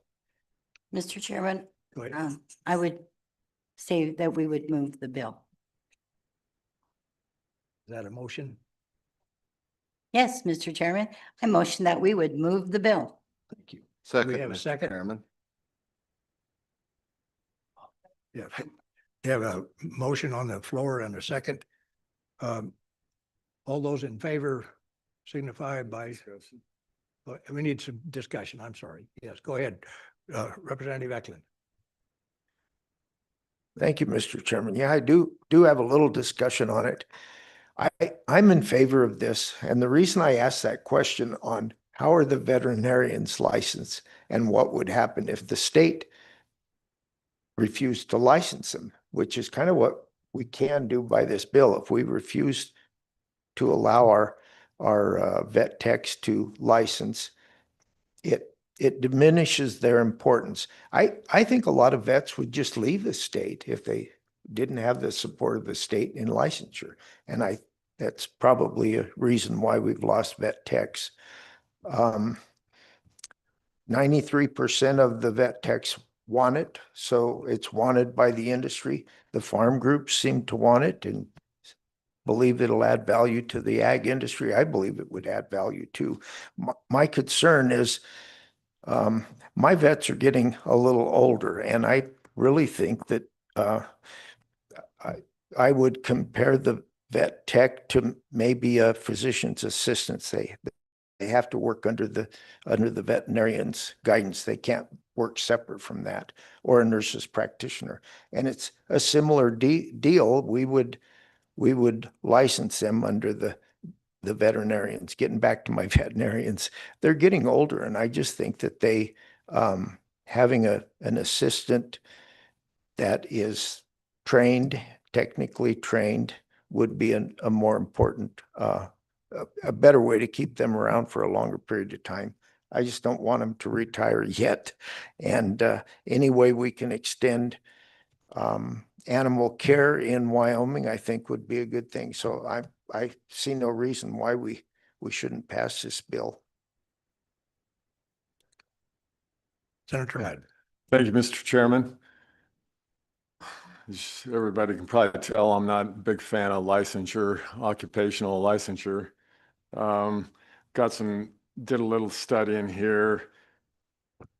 Said in 1950, about 5% of the U.S. workforce was covered by, occupational licensing was covered by 5% of the workforce. In the year 2000, 20% of the workforce had to be licensed. To me, it's just more cumbersome. I think the consumer ends up paying in the end. You create more bureaucracy, you create less competition. There's a lot of good arguments here today. I guess I didn't really hear an answer to how licensure would increase the number of vet techs essentially. I didn't see any data on that. You know, I'm not convinced that this is right. I think that, you know, you have to get sanctioned by the state to be licensed. You have to pay a fee. You have to do more education. I think the consumer ends up paying in the long run. They have to, you know, for all the training, the schools, the license fees. So I'm not in favor of this. Thank you, Mr. Chair. Representative Davis. Hey, thank you, Mr. Chairman. Hey, I see this bill as it offers assurances to the public that they are getting what they're paying for there, in my opinion. You know, Mr. Moline kind of stole some of my thunder here, but you know, when your truck breaks down, do you take it to the shade tree mechanic or do you take it to the licensed technical mechanic? Well, if you want it fixed, you go to the technician. So if I want my dog fixed, I would go to the technician representative there underneath the veterinarian. So I think this is a good deal. You know, it recognizes them for their expertise, and there's nothing wrong with a little recognition for your expertise, in my opinion. So I'm in favor of this going forward with a couple of caveats on the bill, but. Well, thank you. Any other comments? Yes, Representative Johnson. Thank you, Mr. Chairman. I am kind of going along with Senator Ide, and I think if you would like to license veterinary tech, why does the Wyoming Veterinary Medical Association just provide a license? Why does the state have to get involved? Your association is going to say that this is a vet tech and that they're qualified. Why does the state have to get involved, and why do they need the additional bureaucracy of the state? I just don't understand it. Yes, thank you. Representative Provenza. Thank you, Mr. Chairman. Just to answer my good colleague's question, the Veterinary Medical Board, they just can't. That's not how licensure works. They can't have their own licensure and have legitimacy to it. It is something that the state is required to do, just like we have plenty of other licensing boards. This isn't the only licensing board that we're creating. There's dozens, if not hundreds, of other licensure procedures in the state of Wyoming. So that's why they've come to us, because it's not in their purview to be able to do that. You know, I think we heard every single person that testified today said that they wanted this. They come from the field. They're experts in the field. And while I hear the concerns about we're having too many, the government's too involved, Wyoming does not have a shortage of people that believe that, yet they didn't come and testify. Because I don't think that the people of Wyoming are going to be upset if we're trying to legitimize the entity that is trying to do good work for our livestock, for one of our biggest industries. And that industry came here today and asked us to do something for them. And we are elected officials of the people. And so I think it behooves us to support this bill draft. Thank you. Are there any more questions or comments? Yes, Pepper, or Representative Ott. Thank you, Mr. Chairman. What I would say too is I'm not a proponent of more and more and more and more government. But what I will say is, especially since a lot of the people were from my neighborhood, is that we don't have large offices where there are all the personnel and all the veterinarians. We have, I know one of the veterinarian offices that we used had a gentleman that worked 16 hours a day because he couldn't get any help and he couldn't get anybody that could do what he could do. And he was a wonderful veterinarian, tried to sell his practice, did sell his practice. But what I believe this bill could do is to assist in helping these people not wear themselves out and leave. So that is why I'm supporting it. Also, I wanted to know if this would be the time to make a motion to amend the bill and take out on page 1 in the description, take out describing scope of practice, which was mentioned. Thank you.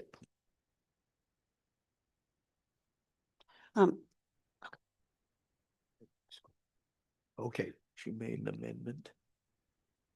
she did, yeah. Okay, Mr. Chairman, I'd like to make the motion. I'm just so thrilled to do this. I'd like to make a motion that we would amend this and take out on page 1 of the bill, describing scope of practice for licensed veterinarian technicians as delegated by a supervising veterinarian. I believe that's what was mentioned. That would be good. If I'm wrong, please let me know.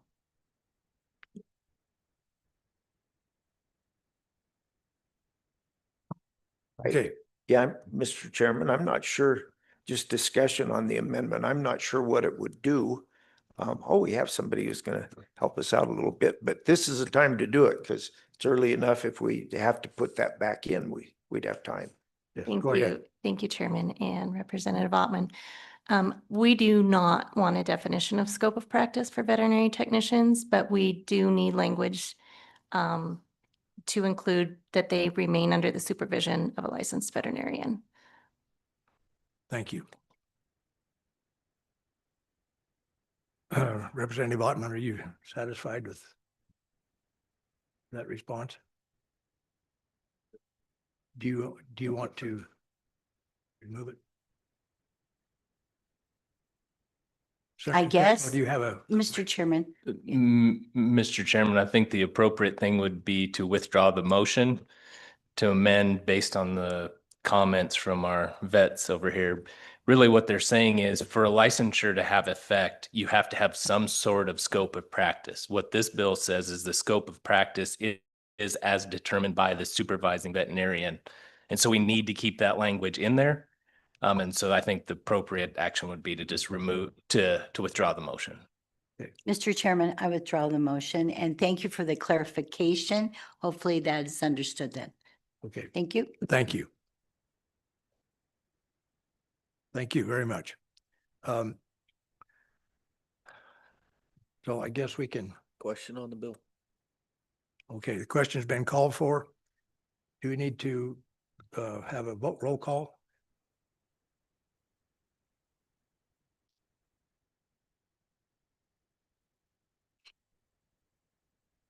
Mr. Chairman, this is roll call for sponsorship of 26 LSO 0017 licensed veterinary technicians. Crago, Senator Crago. Senator Ide. No. Senator McEwen. No. Senator Pearson. Aye. Representative Banks. No. Representative Davis. Aye. Representative Eklund. Aye. Representative Johnson. No. Representative Ottman. Aye. Representative Provenza. Aye. Representative Schmid. No. Representative Strock. No. Co-Chairman French. No. Chairman Winter. Aye. Mr. Chairman, that's 7-7, so the motion fails.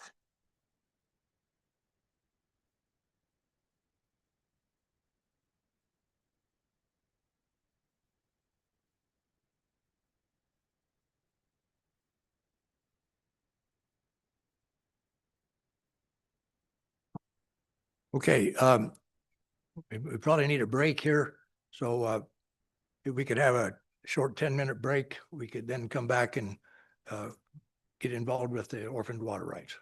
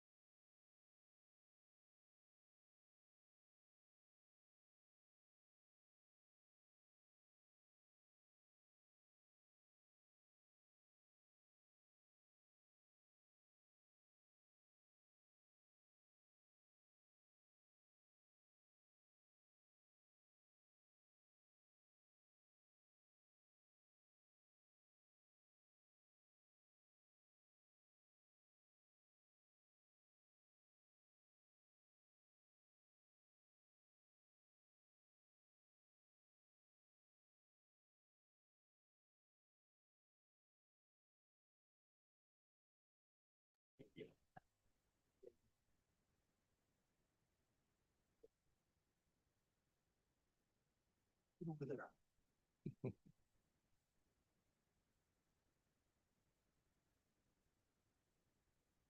Okay, we're going to come to order again. And first of all, we will involve the Wyoming Association of Irrigation Districts, Mr. Kennedy. Thank you, Mr. Chairman. Keith Kennedy on behalf of the Wyoming Association of Irrigation Districts. We asked to have this topic of orphan water rights brought up, and for the committee's information, I've been doing this for 23 years. This has been a topic that we have nibbled at, taken full bites at, and it's a continuing process that I think we need to try and make sure that we try and prevent future orphan water rights and protect the water rights that we are currently in place for Wyoming producers and water users. And with that, I'd introduce a couple of my board members. Steve Lynn is the current chairman to my right, and Trent Reed is another one of the board members. We also have several other members here in the back, but with that, I'll turn it over to Steve and let him tell you our asks.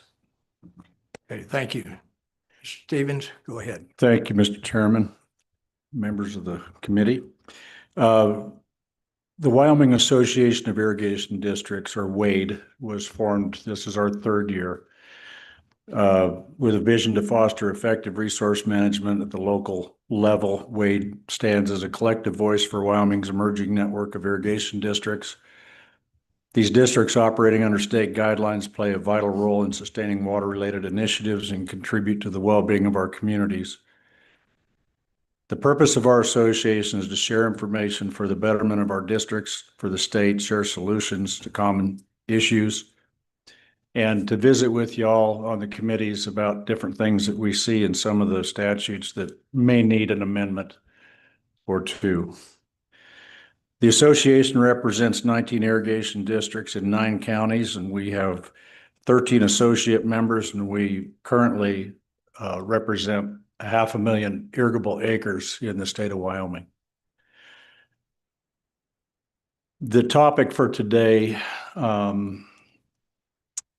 in the preventing orphan water rights issue, Title 18 statutes pertaining to subdivisions for the counties. I'll be brief. I'll try to make up some time from earlier before the break. In Title 18, 185306 requires a plan for irrigation when developed, when they're subdividing within the boundaries of an irrigation district.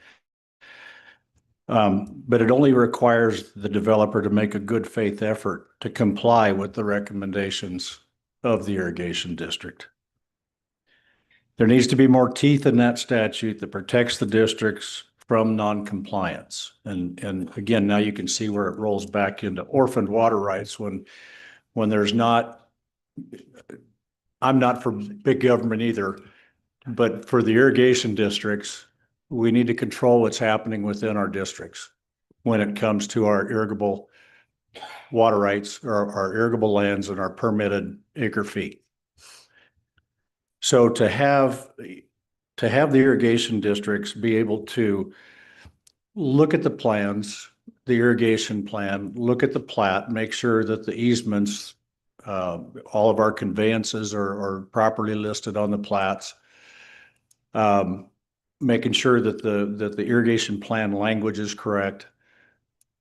Again, there needs to be more teeth to that, because it says in the statute that the developer just needs to make a good faith effort.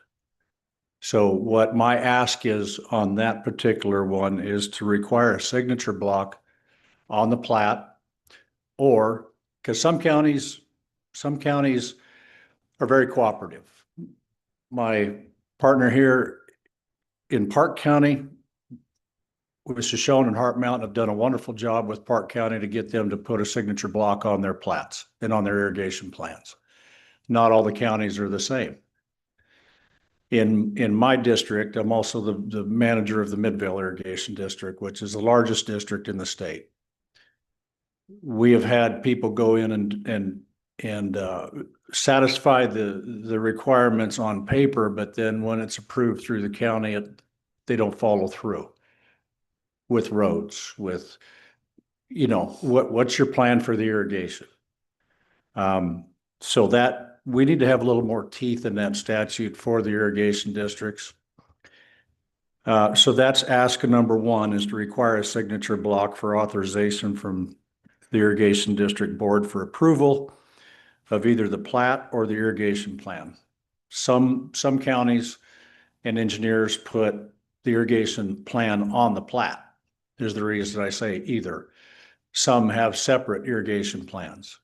So whatever the case may be, and it may be a simple sign off if it's not an issue. The next ask is in 185303, the exemptions.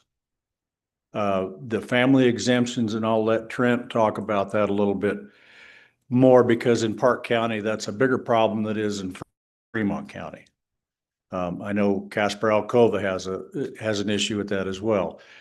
But we would ask, the association would ask that there be no exceptions to irrigation or on plat submittals or irrigation districts for approval even with an exemption. If that's a county exemption, the irrigation districts ask is that they still provide a plan. Because if we don't have a plan for what's happening for our conveyances, our drainages, our buried drain pipes, our open ditches, our pipelines, we'll lose control of that. If there's exemptions that don't require the subdivider to give us a plan, that's another place where water rights can get orphaned. If there's some more oversight of that by the people who care about the water rights in that district, that's what we're after. Just more accountability in that case. I would turn it over to Trent. He's got a little more in-depth because of the urban creep, if you will, or the development. He's got a lot more experience in Park County than I do. Thank you, Mr. Chairman. Thank you, guys. Chairman, representatives. I guess to explain a little bit more about the exemptions and stuff. One of the issues that we have is family exemptions. And I do know that, it's private property rights and everything else. And we want to be able to gift, our kids or family, whatever property. But currently right now, the way it sits, there's no regulation, for those guys to issue a water distribution plan that shows infrastructure, underground drains, or how that's going to be watered. And what we've seen happen in the past, and I haven't had one for about a year now, but after that statute limitation, after that time frame, those kids or those people and those families will go ahead and subdivide. Well, we all of a sudden don't know who owns the property now once they've sold it, or they're going through and they're subdividing. Once those kids or people subdivide, of course, then it has to have a water distribution plan. But there's a big gap there in information that's being relayed to us, and it mainly has to do with infrastructure and how to get water to these family exemptions. That to us is a pretty big issue because, like, for example, with us in our district, we've got 300 miles of drains, underground drains, open drains, and everything else. If those underground drains aren't marked and somebody builds a house over that, all of a sudden that becomes a very big issue. Or if they plant trees, or, they do something that, compromises that infrastructure, and especially these tall drains. And so that's why it's very important for us to have these plans come across our desk so that I or the board can review them, so that those are noted on there and it's on the plat. That way for future development or, anybody's information, I guess it's noted on those plats. Yes, Senator French. Thank you, Mr. Chairman. As a lifetime farmer and irrigator or whatever, I get the water district. You need to know, that person that's purchasing needs to know where that underground drain is, blah, blah, blah, in the district too.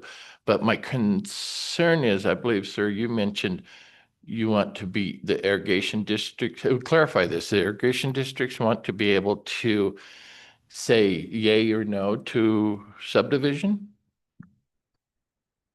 Mr. Clarify, Chairman, please. Senator French, yes, to clarify, no, we don't want to be the yay or nay. That's private property rights. They can do whatever they want with it.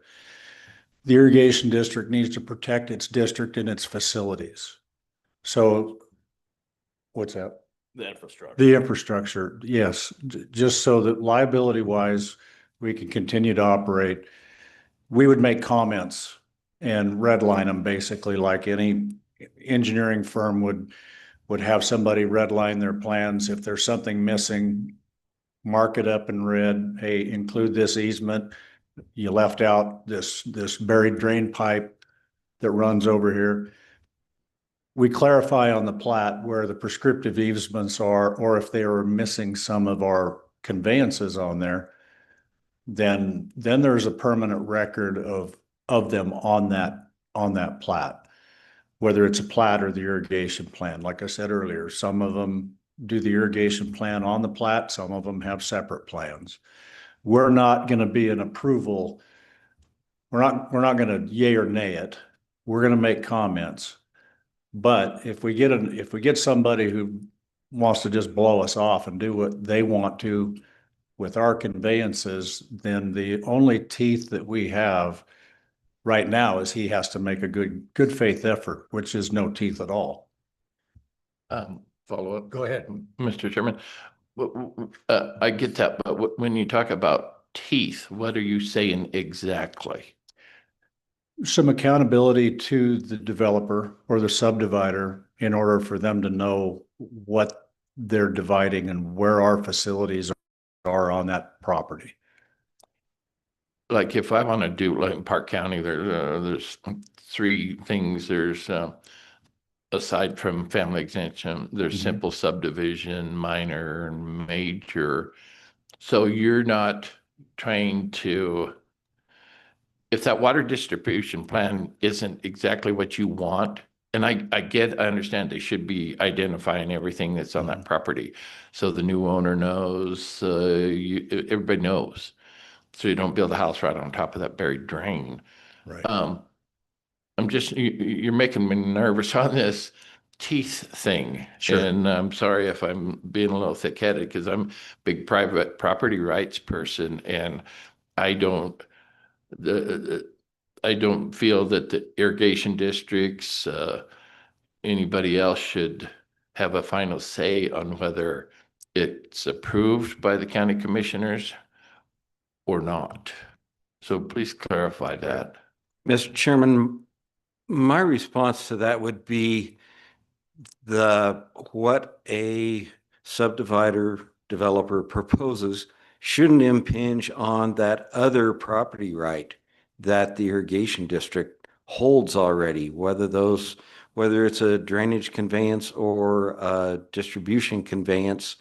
And in pointing out the areas where I think we really have a problem is, one, the family division where 5 acres can be taken off, and then what's considered the small subdivision that is, according to the county's discretion, 3 to 5 lots divided off. And that can be a much simpler process, but we still feel that they should have to have a plan with the irrigation districts. What will happen with those irrigable acres, and or how will the new division deal with that, and that they're not impinging on our easements for drainage or conveyance. Right. To clarify, the 3 to 5 is what we call a minor subdivision. Mr. Chairman, that is correct. And my understanding, and I served on a county planning and zoning commission for 6 years, was that whether that's 3, 4, or 5 lots is up to the discretion of the county as well. So when we address that, I also think that we need to make certain that it addresses all of those minor or subdivisions, whatever the terminology a given county uses is.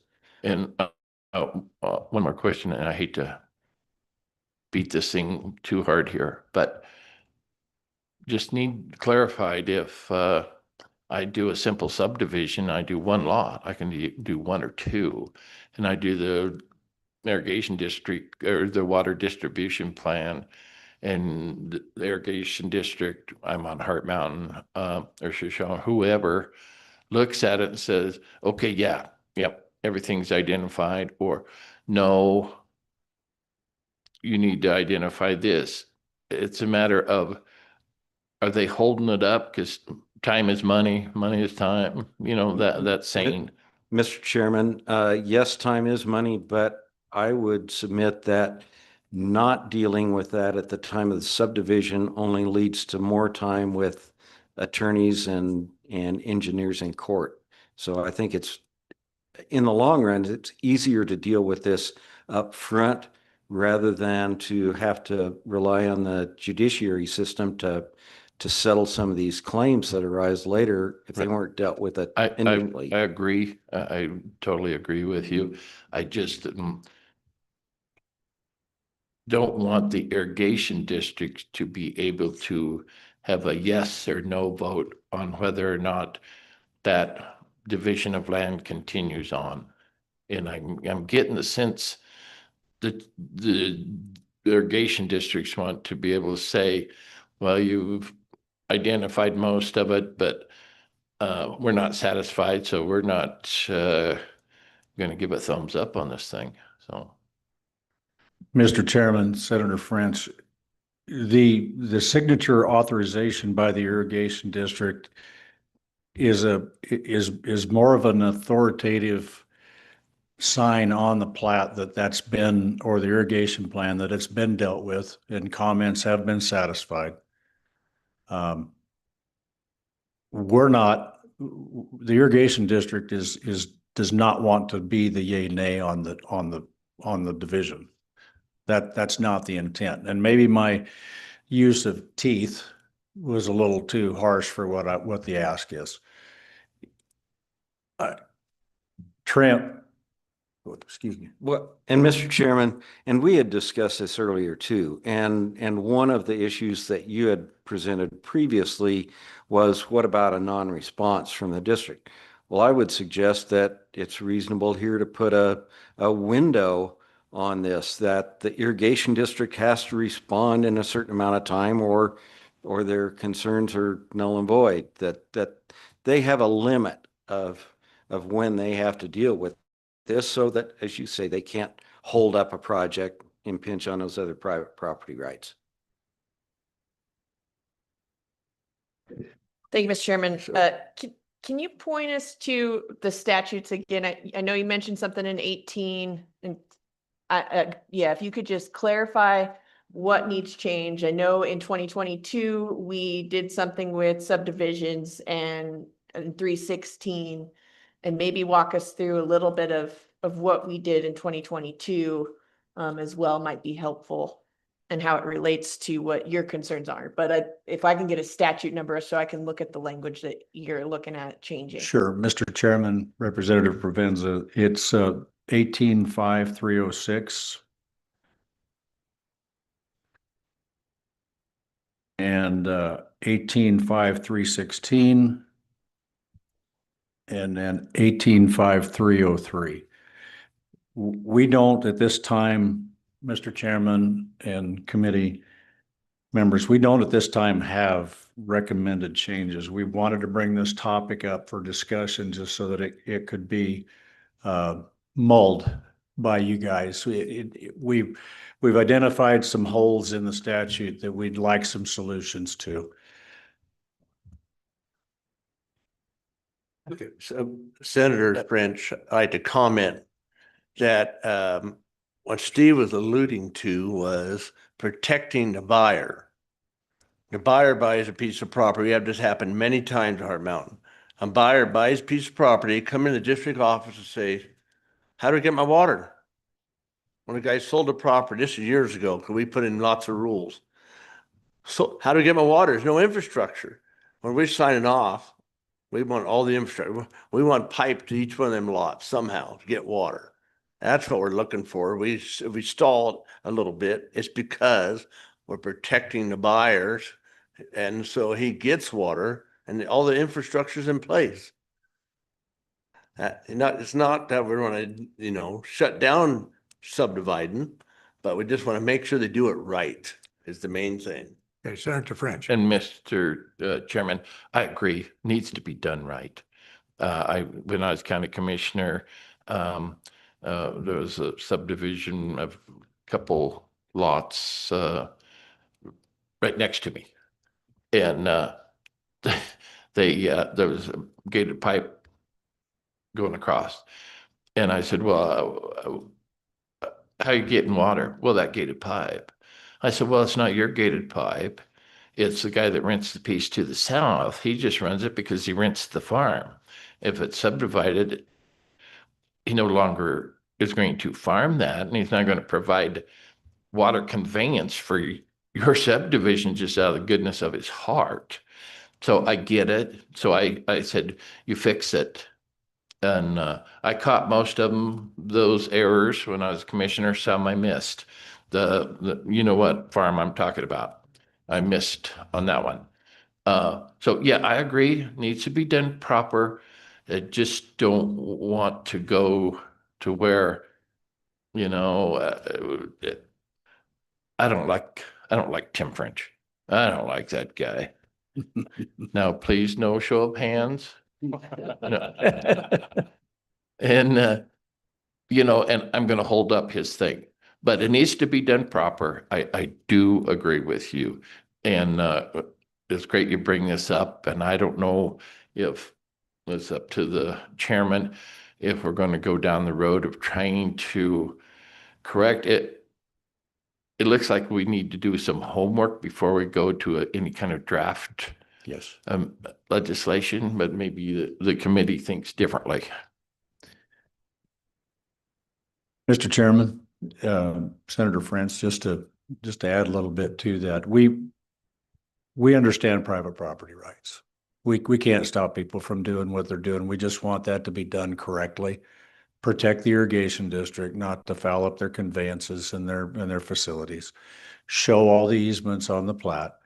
The signature block basically shows that the irrigation district has approved it after comments, making sure everything's thorough. Thank you. Senator Craigo. Thank you, Mr. Chairman. So two things. One, just to process, just if we could remind people when they sit down at the dais to introduce themselves, just so we know who we're talking to. I know you know us, the good senator, the co-chairman, but the rest of us may not know who you are. So when you sit down to give testimony. Brian Dyke on the Heart Mountain board and the Wade board also. Thank you. Thank you, Mr. Chairman. And then I did have a question for the panel. So if we go back and look at the bill or the language from the statute that we passed a few years ago, I guess 3 years ago, and it requires that the subdivider provide notice to the district. And then you get to identify risks. And I think the language is how the subdivision will create a significant additional burden or risk of liability, I think is the language within the statute. And so my question is as we move this process forward and we start talking about this, because I think it's a worthy conversation, is other than giving you veto power, what else can we do? Because if once we require your signature on the plat, that's veto power. I mean, that will become, to Senator French's point, that will become veto power. So as we move it forward, I guess I'd just ask you to think about how do we do something in between, right? If there's something more you want other than veto power, maybe help us figure out what that is, because I don't know what that is. I'm sitting here thinking, and maybe you have some ideas sitting here today and you could share those with us, but I'm just looking at the statutory language as it is now and kind of where you've said you want it to go. Mr. Chairman and Senator Craigo, I appreciate that question coming up. Under E of that statute, 306 says the subdivider shall provide an adequate and responsible plan to reduce or eliminate additional burden or risk of liability and evidence that the subdivider submitted the plan. There is no, in Fremont County, there is no evidence that we've reviewed the plan other than behind the scenes. I'll work with an engineer who's developing that division, and I'll make comments, but there's no sign off. And I would also state that we don't want veto power. And I probably misled Senator French on that. We want it to be authorized that the district has, and it doesn't have to be on the plat. We could require every division to submit an irrigation plan or a distribution plan, and we could do that on the distribution plan and keep us off the plat. Representative Banks. Mr. Chairman, thank you. So my question is this a better place to go to individual counties? My county, for example, requires all of that to begin with. And so I'm not sure if we can, as the state, say, all you counties have to abide this and do this way and do this way. I'm just wondering if this conversation would be better taken to county commissioners in counties that are facing, that have these concerns, that haven't adopted things, that the irrigation district has to look at the plat and has to, because when I just went through this, the county commissioners and the irrigation district, the plat had to be reviewed by them in the beginning. So that's the suggestion I'm thinking of. Mr. Chairman, what I would suggest is that ultimately what this is protecting the state's resource that it owns, the water. And so for that reason, I think that this properly is something that should be standardized by the state across the counties, because the loss of the water doesn't just affect that county. It may very well affect several other counties, or it may very well affect the state as a whole too, because this water doesn't belong to the county. It doesn't quote belong to the irrigation district. It belongs to the state of Wyoming. So I would suggest that it's protecting the state's ownership of that water. Yes, Representative Ottman. Thank you, Mr. Chairman, and thank you all for being here.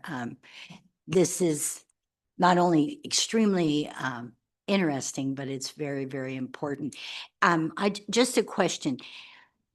As a person that knows, I had a family member that was a ditch rider for years in Colorado. And so the urban sprawl, or whatever, as you might deem, was extremely important. At that time, it was for burning ditches and preventing fires and doing all those things that only an educated person really could do through lots of experience. So what I'm wondering is, to do this and to put it into place and require that involvement, because we know without, as it stands right now, and particularly in my county, what it says in statute is one thing, but if it is not put into effect, or things change and developers move and different things happen, there are results that happen, and we see that more and more and more as other states are actively after our water. So what I'm wondering is, since we have, and I just made a list, we have the planning department, the developer, we have the county commissioners, we have the municipalities, we have the realtors, we have the closers, we have the buyers. Would this enable that conversation?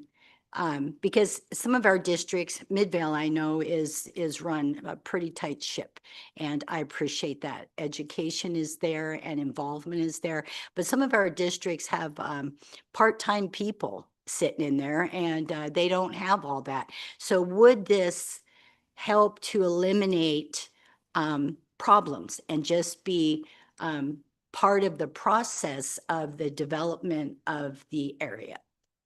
Thank you.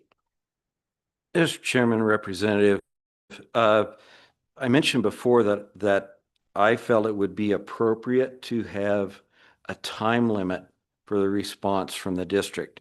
And my assumption is that if they didn't meet the time requirement for response, that they basically have no more standing to lodge a complaint about what has happened. I don't know of any other way to hold the irrigation district's feet to the fire to honor those private property rights other than to set a reasonable time limit for a response from them. I do think that would have to be nuanced because there is would be a large difference between what is required for quarter section subdivision that's going to have 80 or 90 lots on it versus 2 or 3 lots, and how long it takes to adequately study that and address the plans that are already drawn up. But I also think that if it's done properly by the developer, that it is done before the preliminary plat goes in so that this doesn't slow the process down. And some of that, I think, is making the engineering firms aware of the requirements if it does happen to lie within an irrigation district. And with that, I'd turn it over to see if Steve or any of the others have additional comments. Mr. Chairman, Representative Altman,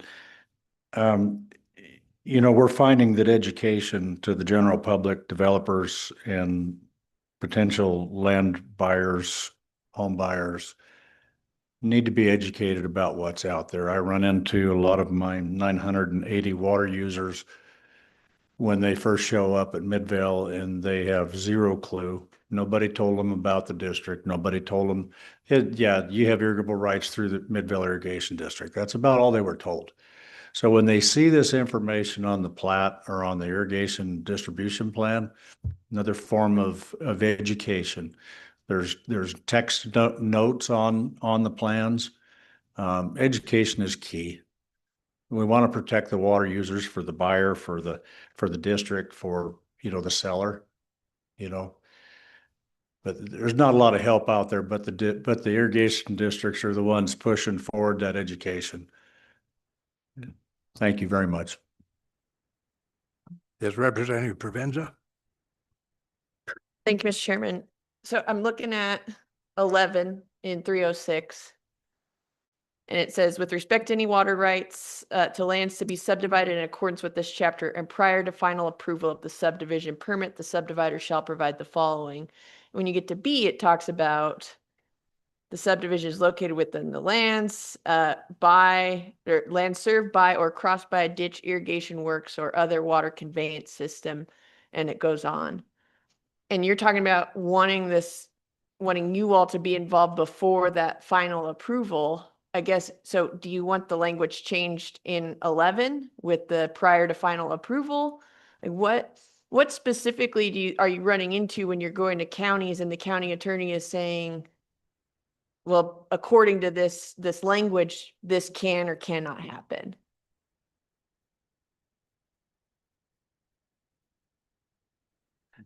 So currently right now, I'm like with Park County. I mean, whoever's subdividing, usually they will contact us once they get their packet.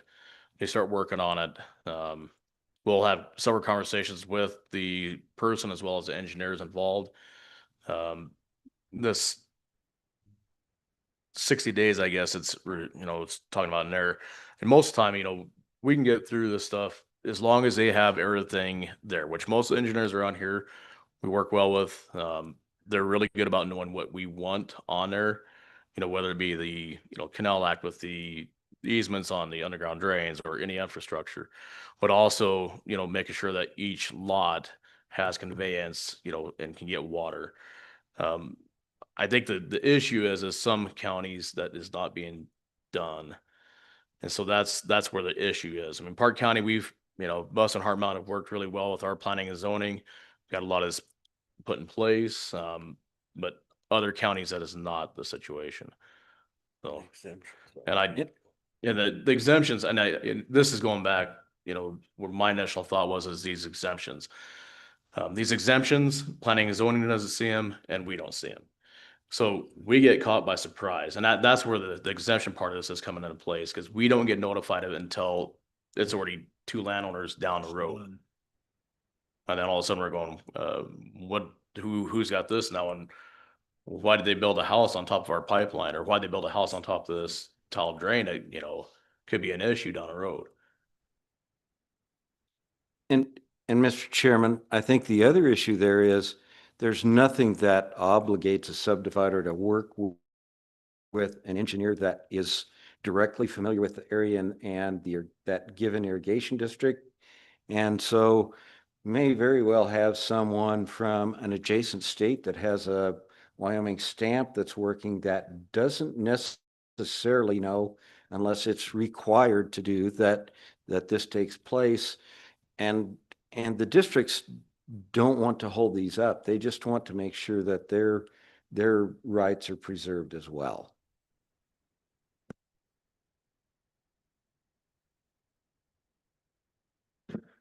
Thank you, Mr. Chairman. So I think maybe, I think we're probably before the stage of like, we don't want to necessarily draft bill language this meeting, but I'm wondering if you all would be able and willing to work with LSO to kind of get us some specific language of what would help in the counties that it's not working. And honestly, I'd like to know what counties it's not working. I mean, maybe this is a conversation that some of us can have with our own county commissions. But is that, if we were to take this to the next meeting, is there language that you could propose to us that we could look at and amend? And Mr. Chairman, we'd be happy to work with LSO to come up with some draft language for you to look at your next meeting. Mr. Chairman. Senator French. Sorry. Thank you, Mr. Chairman.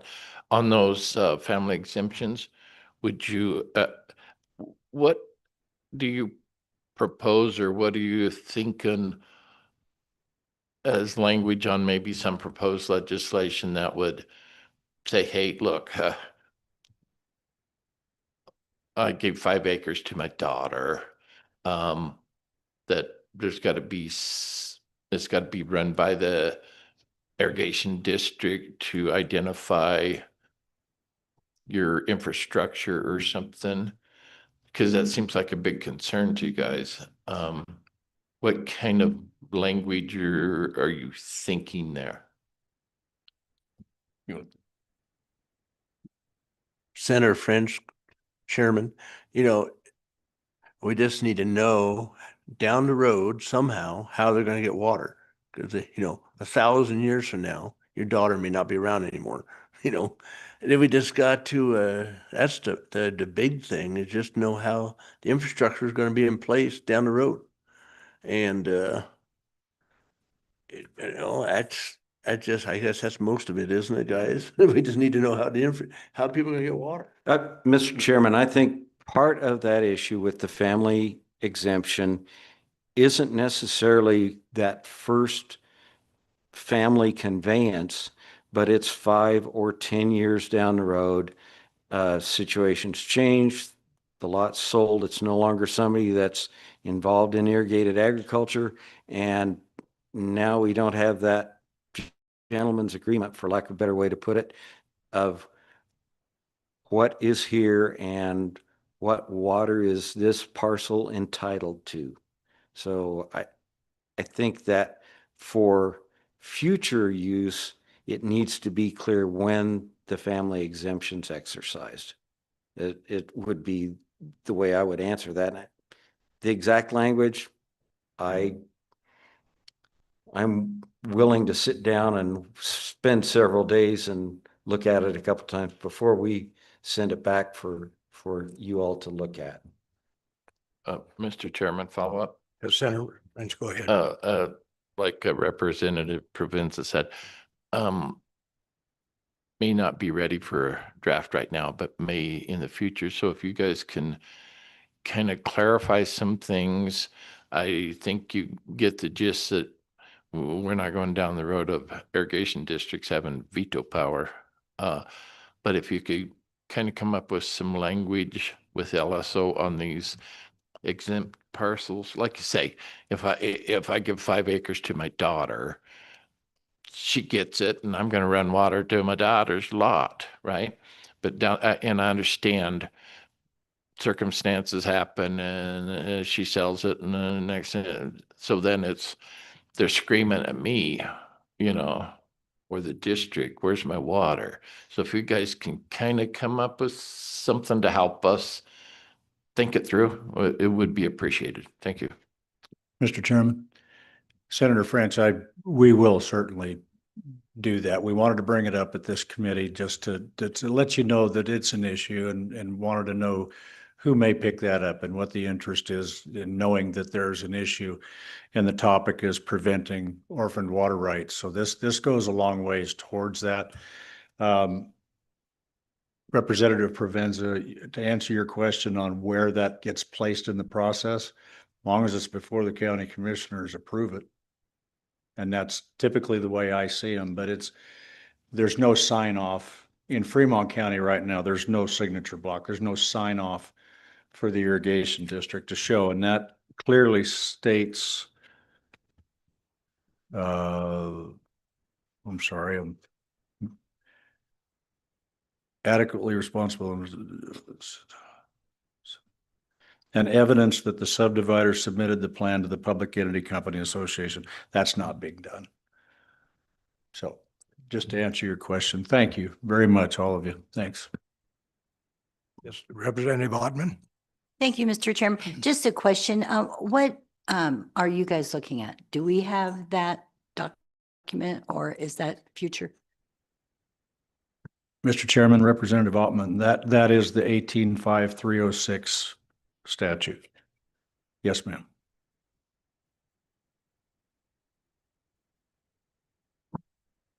Okay, do we have any more questions or comments from the committee? Thank you, gentlemen. Thank you.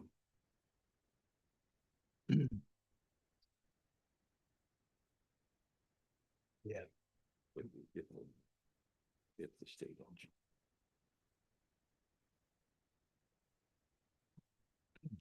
Ms. Talbot, it is the, oh, okay. You're with the, Good morning, Mr. Chairman, members of the committee. My name is David Schroeder. I'm the Superintendent of Water Division 2 with the State Engineer's Office. I am here on behalf of the SCO. Director Gebhardt is taking some well-deserved time off. I'm also joined virtually with Mr. Chris Brown. He's our top water attorney with the AG's office. Orphan water rights are near and dear to my heart. I've been, I guess, deemed the spokesman for our agency on this matter. I think it would be helpful if I could provide a little background on disposition of water rights. Some of you do recall that prior to 2022, the disposition of water rights as far as development was only required in counties. And many of us around the state recognize that it was creating problems under many of our towns and municipalities. A lot of savvy developers would want to get annexed in where there was no requirement to address water rights. So the 2022 legislature through House Bill 2 corrected that. They added a whole new subsection within the municipal code. So that is within 15-1-415, some subsection. Along with that, the requirements in Title 18 were strengthened. Previously, it said something to the effect that proof that a plan had been submitted. Well, that didn't require approval. And so sometimes we would see the developer, their consultant would turn in a water distribution plan. They met that requirement and their subdivision would get platted and nothing would happen on the ground. So we've corrected those errors. So if you contemplate any potential changes to the disposition of water rights, please remember it's also included the very same wording in Title 15. I would echo, and I have been very present for issues dealing with development. I can't tell you the amount of phone calls my office gets with the neighborhood down ditch disputes, and it's almost always because there wasn't a water distribution plan either done or enforced.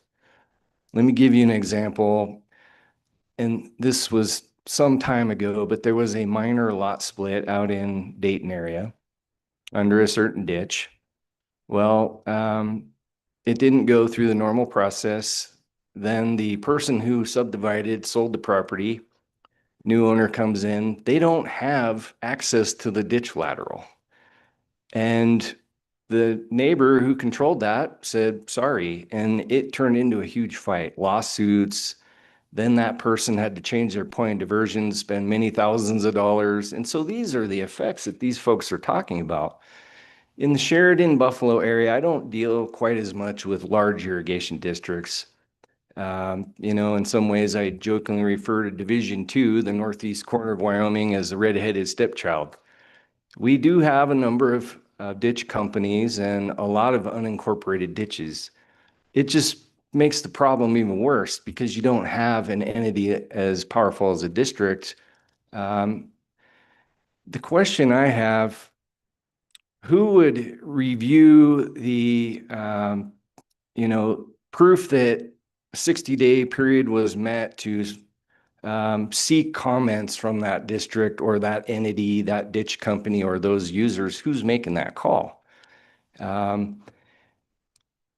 To prepare for this, and I do have a good working relationship with my local planning and zoning folks, Sheridan County for one, and I thought Representative Banks made a great point that in some ways this could be solved or bettered on a local level. And so Sheridan County actually has a form that they make the subdivider submit. There's two forms.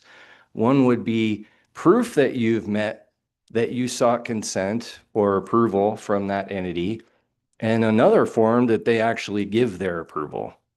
So I guess it would be up to the county commissioners or the city council at that point whether they would choose to approve that subdivision if they didn't get the approval.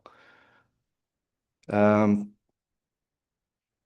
could talk about water rights all day, but in the interest of time, I would entertain any questions you may have.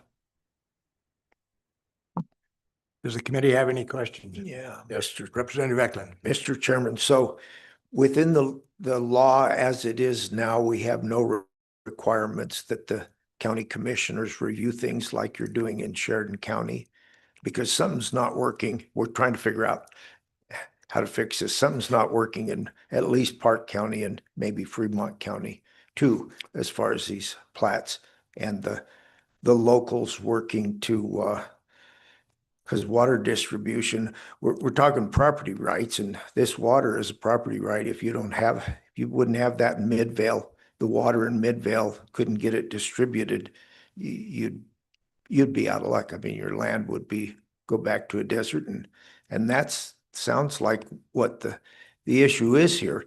Does our statute somehow require the locals to take care of this, or do we need to strengthen the statute so that it is? Mr. Chairman, Representative Eklund, there of course is wording in the statute in both 18 and 15 where they have to seek the recommendation of the district, company, users, entity. And of course, we heard that you don't necessarily want to give those folks veto power on a private property matter. But there is a gap in that how do they know that all the proper entities were sought for consent or even comments?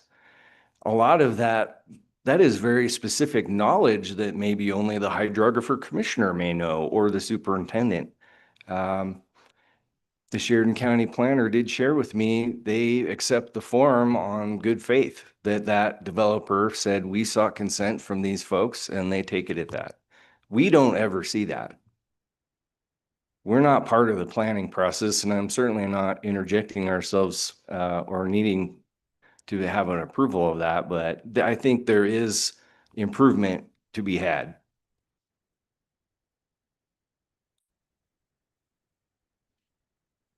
Okay, are there any more questions from the committee?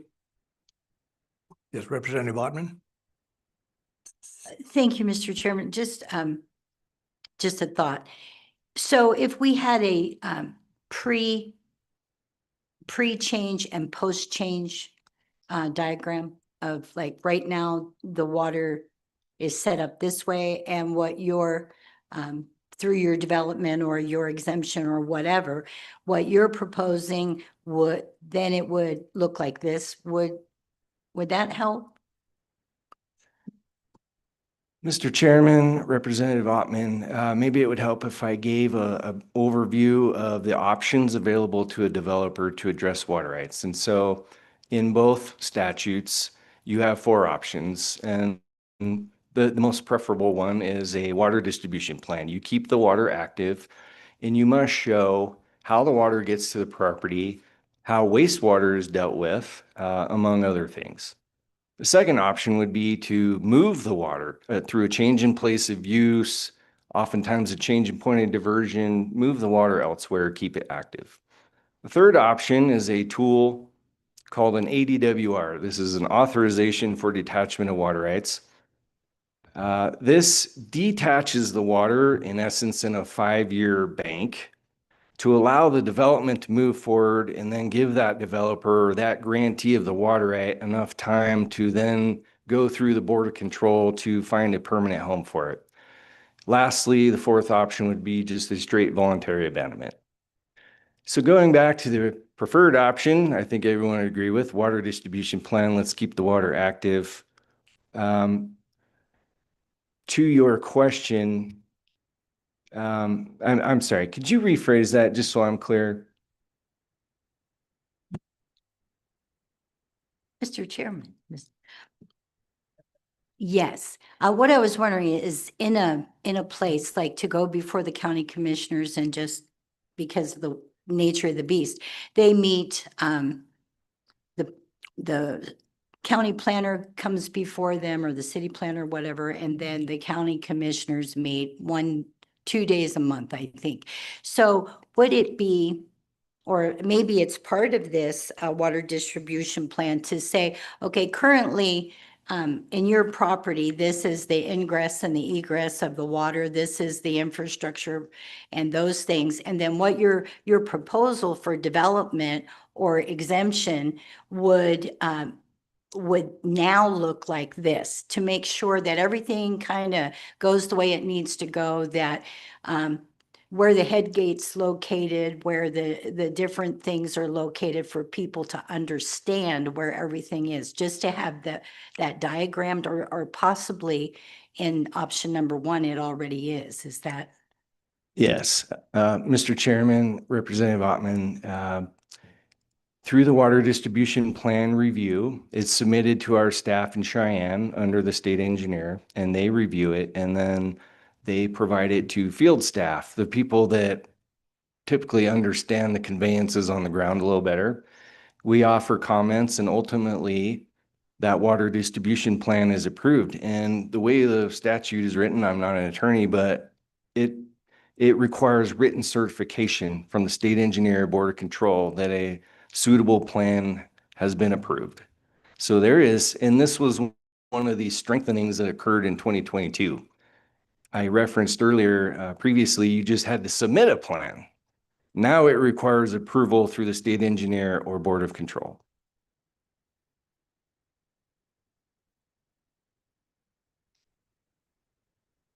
Okay, are there any other questions from the committee? Thank you very much. Thank you for your time, Mr. Chairman.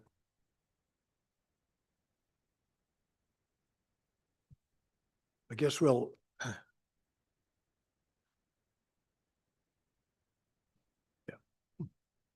do we have any more public comment on this issue?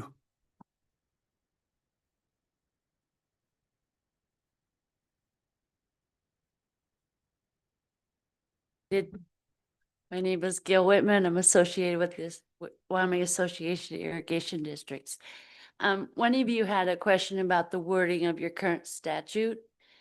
And when you read 18.5.316, except as otherwise provided, a county may, by resolution, elect to apply. Right there is an option. So to answer your question, your wording is kind of wishy-washy.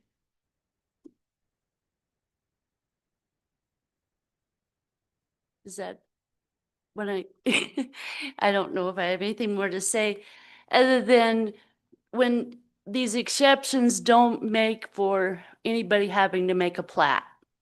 And when there's no picture to draw on to show these underground pipelines, the conveyances, most of these Bureau of Rec irrigation districts were put in the early 30s, 20s, beginning of the century. They didn't have surveying on maps to show where they were. They're all prescriptive easements. So unless they talk to somebody within the irrigation district, they don't know where the underground pipelines are. The title company isn't going to find them. They're not wrote down. That's another reason why irrigation company needs to be a part of it, of the process, because they know where it's at. They're on the ground. And so pictures are worth 1,000 words, not just to the developer, but future homeowners. And when they say the houses are put on drains, they're not joking. They're put right next to easements to where state law says you have to give so much room for equipment to clean a ditch. Well, they don't give no room because they're not respecting the easements. And nobody's taught them that. Thank you. Yes. Thank you, Mr. Chairman. I just wanted to say it's delightful to actually see you. I Oh, heard thank your you. voice before, Oh. and thank you because that's exactly what I was searching for.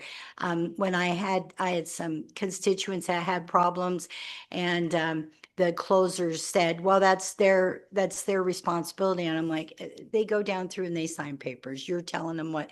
So what you're saying to me is it's very difficult to identify it because of historical ways. And so this changing the may possibly to a shall. Exactly.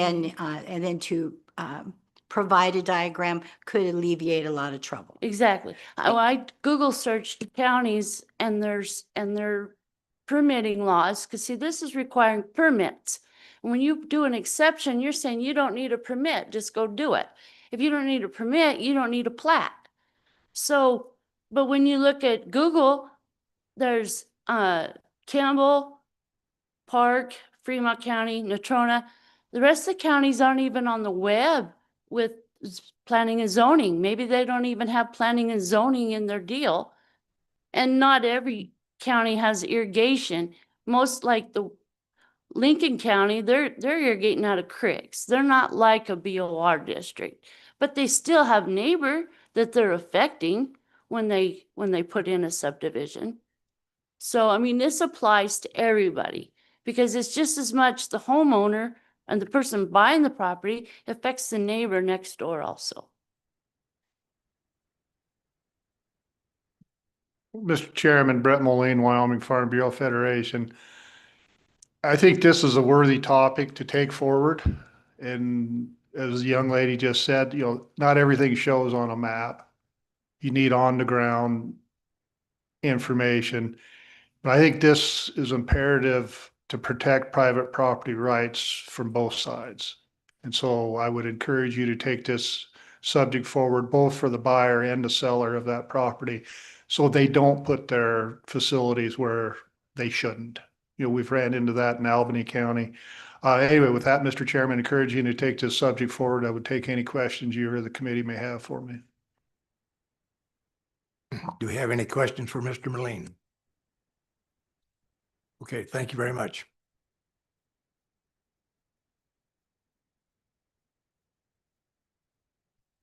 Are there any more public comments? Okay, what is the pleasure of the committee? Mr. Chairman, I would propose that the different representatives of the irrigation district said they would identify some problems with LSO.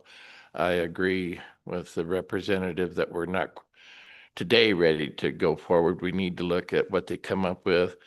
And like I said, they cannot have veto power. That's the Board of County Commissioners, and having been one for 18 years, I get it. I dealt with 1 million plats that we signed off on.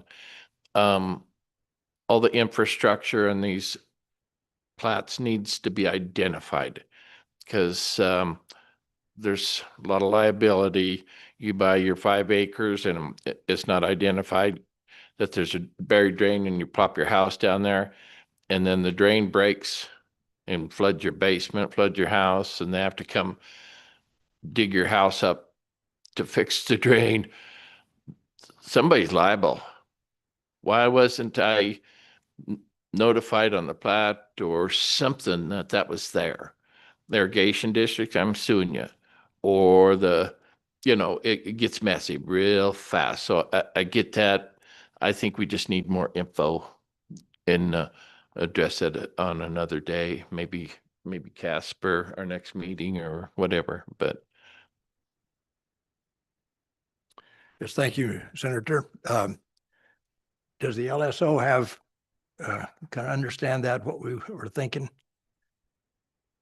Okay. Is that satisfactory to the committee? We move that direction? Yep. Okay, thank you. Since we don't have any more comment or public testimony, what I'd like to do is we have a short amount of time left before we need to shut this thing down. But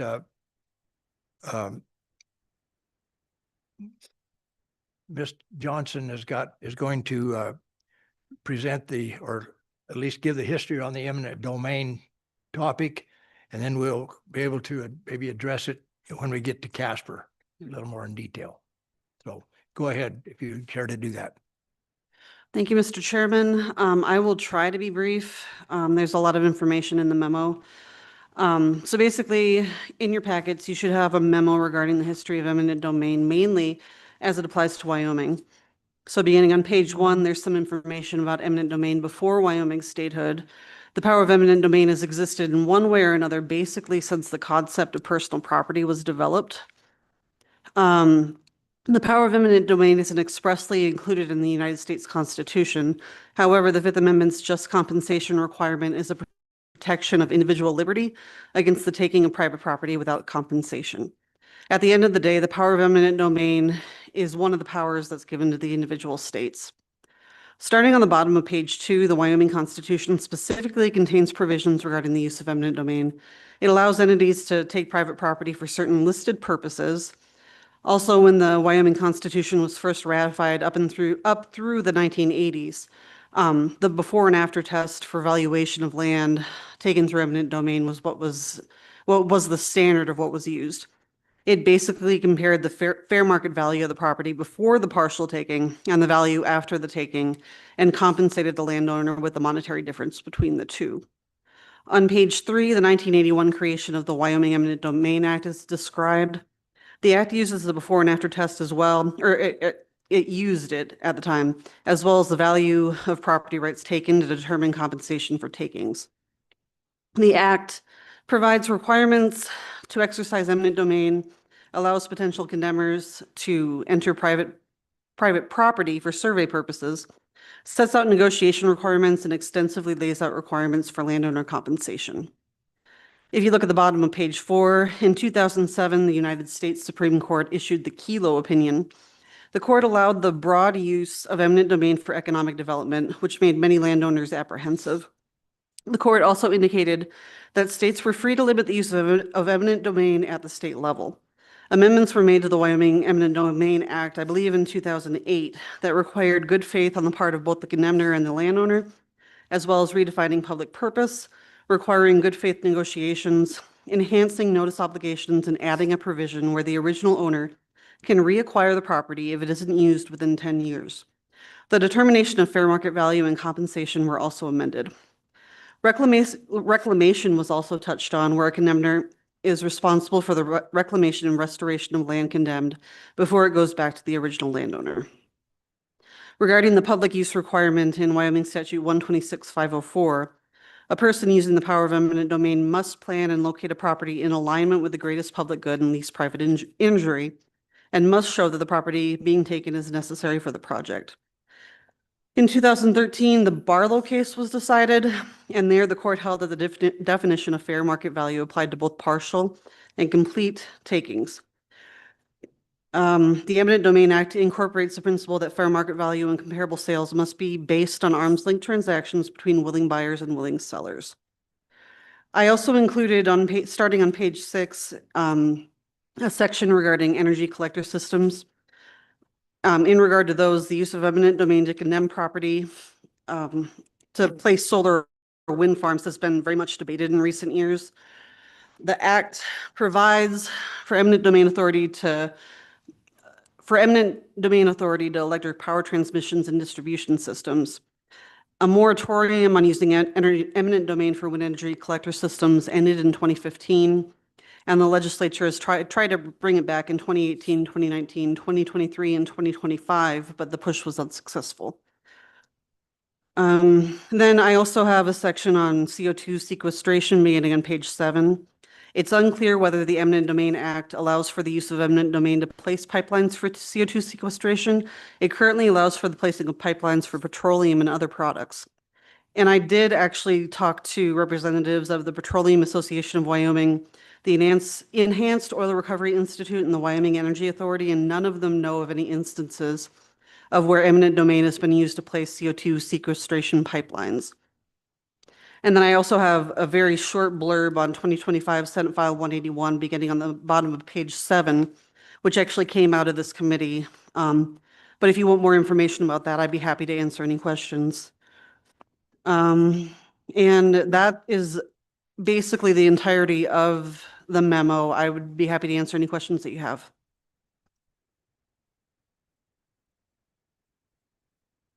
Okay, does the committee have any questions for Ms. Johnson? Senator French. Mr. Co-Chairman, thank you. I would just thank Anna for this is very informative for us. I don't like eminent domain, just so everybody knows. I know in instances, I'm sure, if Town of Powell is 6,300 people or whatever it is, their livelihood depends on a water line going across my farm. I get that, but my concern out there is, are they being justly compensated? Because if you go through, somebody says, I want to, and the worst to me is private companies. I want to cross your place. I want to put a pipeline. Well, suddenly that's I don't know the word, on your deed, they have the right to enter whatever. I don't think the compensation's enough. Fair market value. I mean, they build a pipeline across you. They can cross you at any time on that corridor. I think the compensation to that person at that pipeline or whatever going across is not enough. Should be more, because you get into negotiation with whoever's wanting to cross you, and you can't agree. Pretty soon it's like, all right, well, we're headed to court for condemnation process. You're not in the driver's seat. They are. But if the compensation was more, it just didn't seem fair to me. This is just my personal comments. Okay, any more comments from the committee? Okay, I guess, yeah. Ms. Johnson? Mr. Chairman, I think you still should probably take public comment, but other than that, I think we're probably ready to go.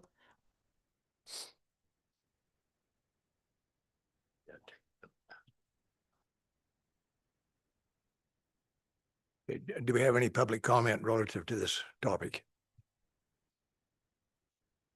Mr. Magagna?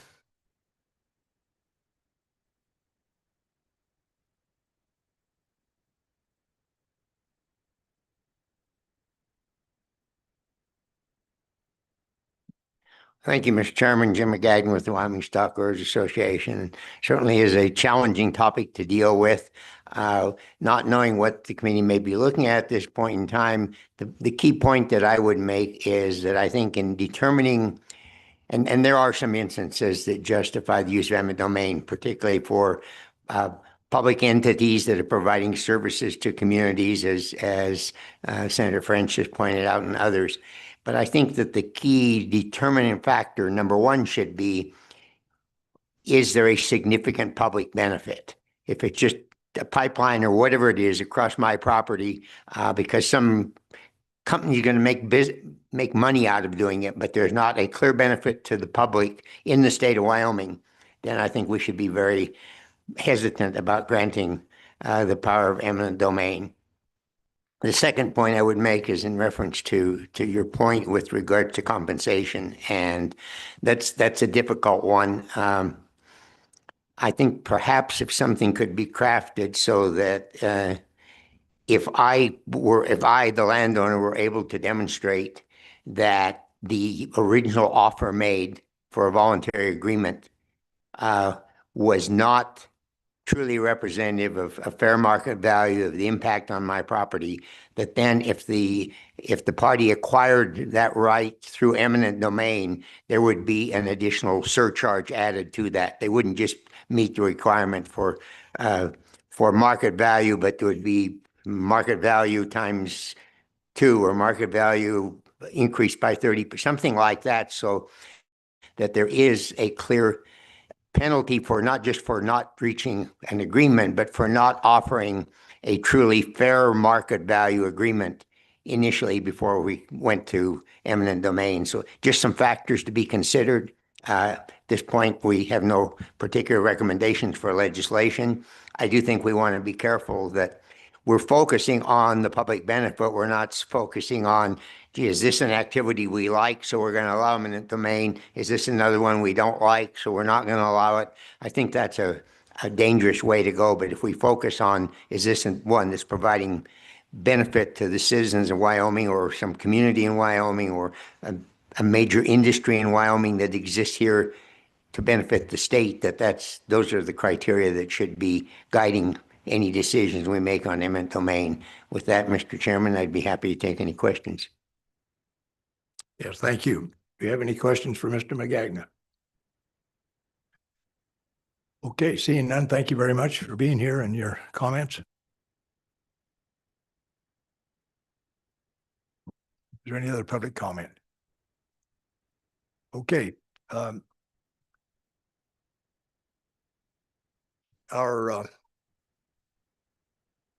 We're going to shut this particular meeting down, I guess, here right quick. Right, as far as I can learn, there's lunch over at the Student Union if you care to indulge in that. And we need to, if you're going to go to the Jap camp, that's what I call it. Tour. We need to leave here by about 12:30, and I'll lead the procession out there. My truck's out here in this big parking lot. It's a white dually, and so we'll try to meet there about 12:30 or so. And we can go at that time. And I encourage everybody to come to this. It's very informative. At one time, I believe it was Wyoming's 3rd largest city. And all those barracks, there's a make of a barracks there by the museum. All the Heart Mountain Irrigation District, when it come in after the war, the homesteaders, and my parents were one of the homesteaders, those barracks were like 120 feet long and couldn't move them. But you could move half, their equipment could move half of them. So they cut them in half, and the whole from Ralston West and Clear to Cody was 1 to 3 of those halves. My parents took 2 out, one to live in and one as a shop/barn. and most homesteads had 2 or 3. And so a pretty interesting history out there. So hopefully you'll follow the chairman out there.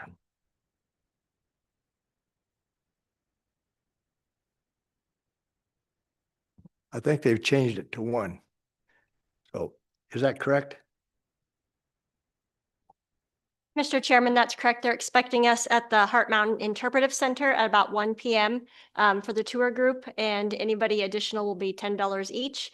And do make sure that if you do put it into your Google Maps that you make it the Heart Mountain Interpretive Center and not the Heart Mountain Landmark. Thank you. With regards to these barracks, I lived in at least 5 of them when I was growing up, so they can be made pretty nice. So we'll call this meeting to a close. I've always wanted to do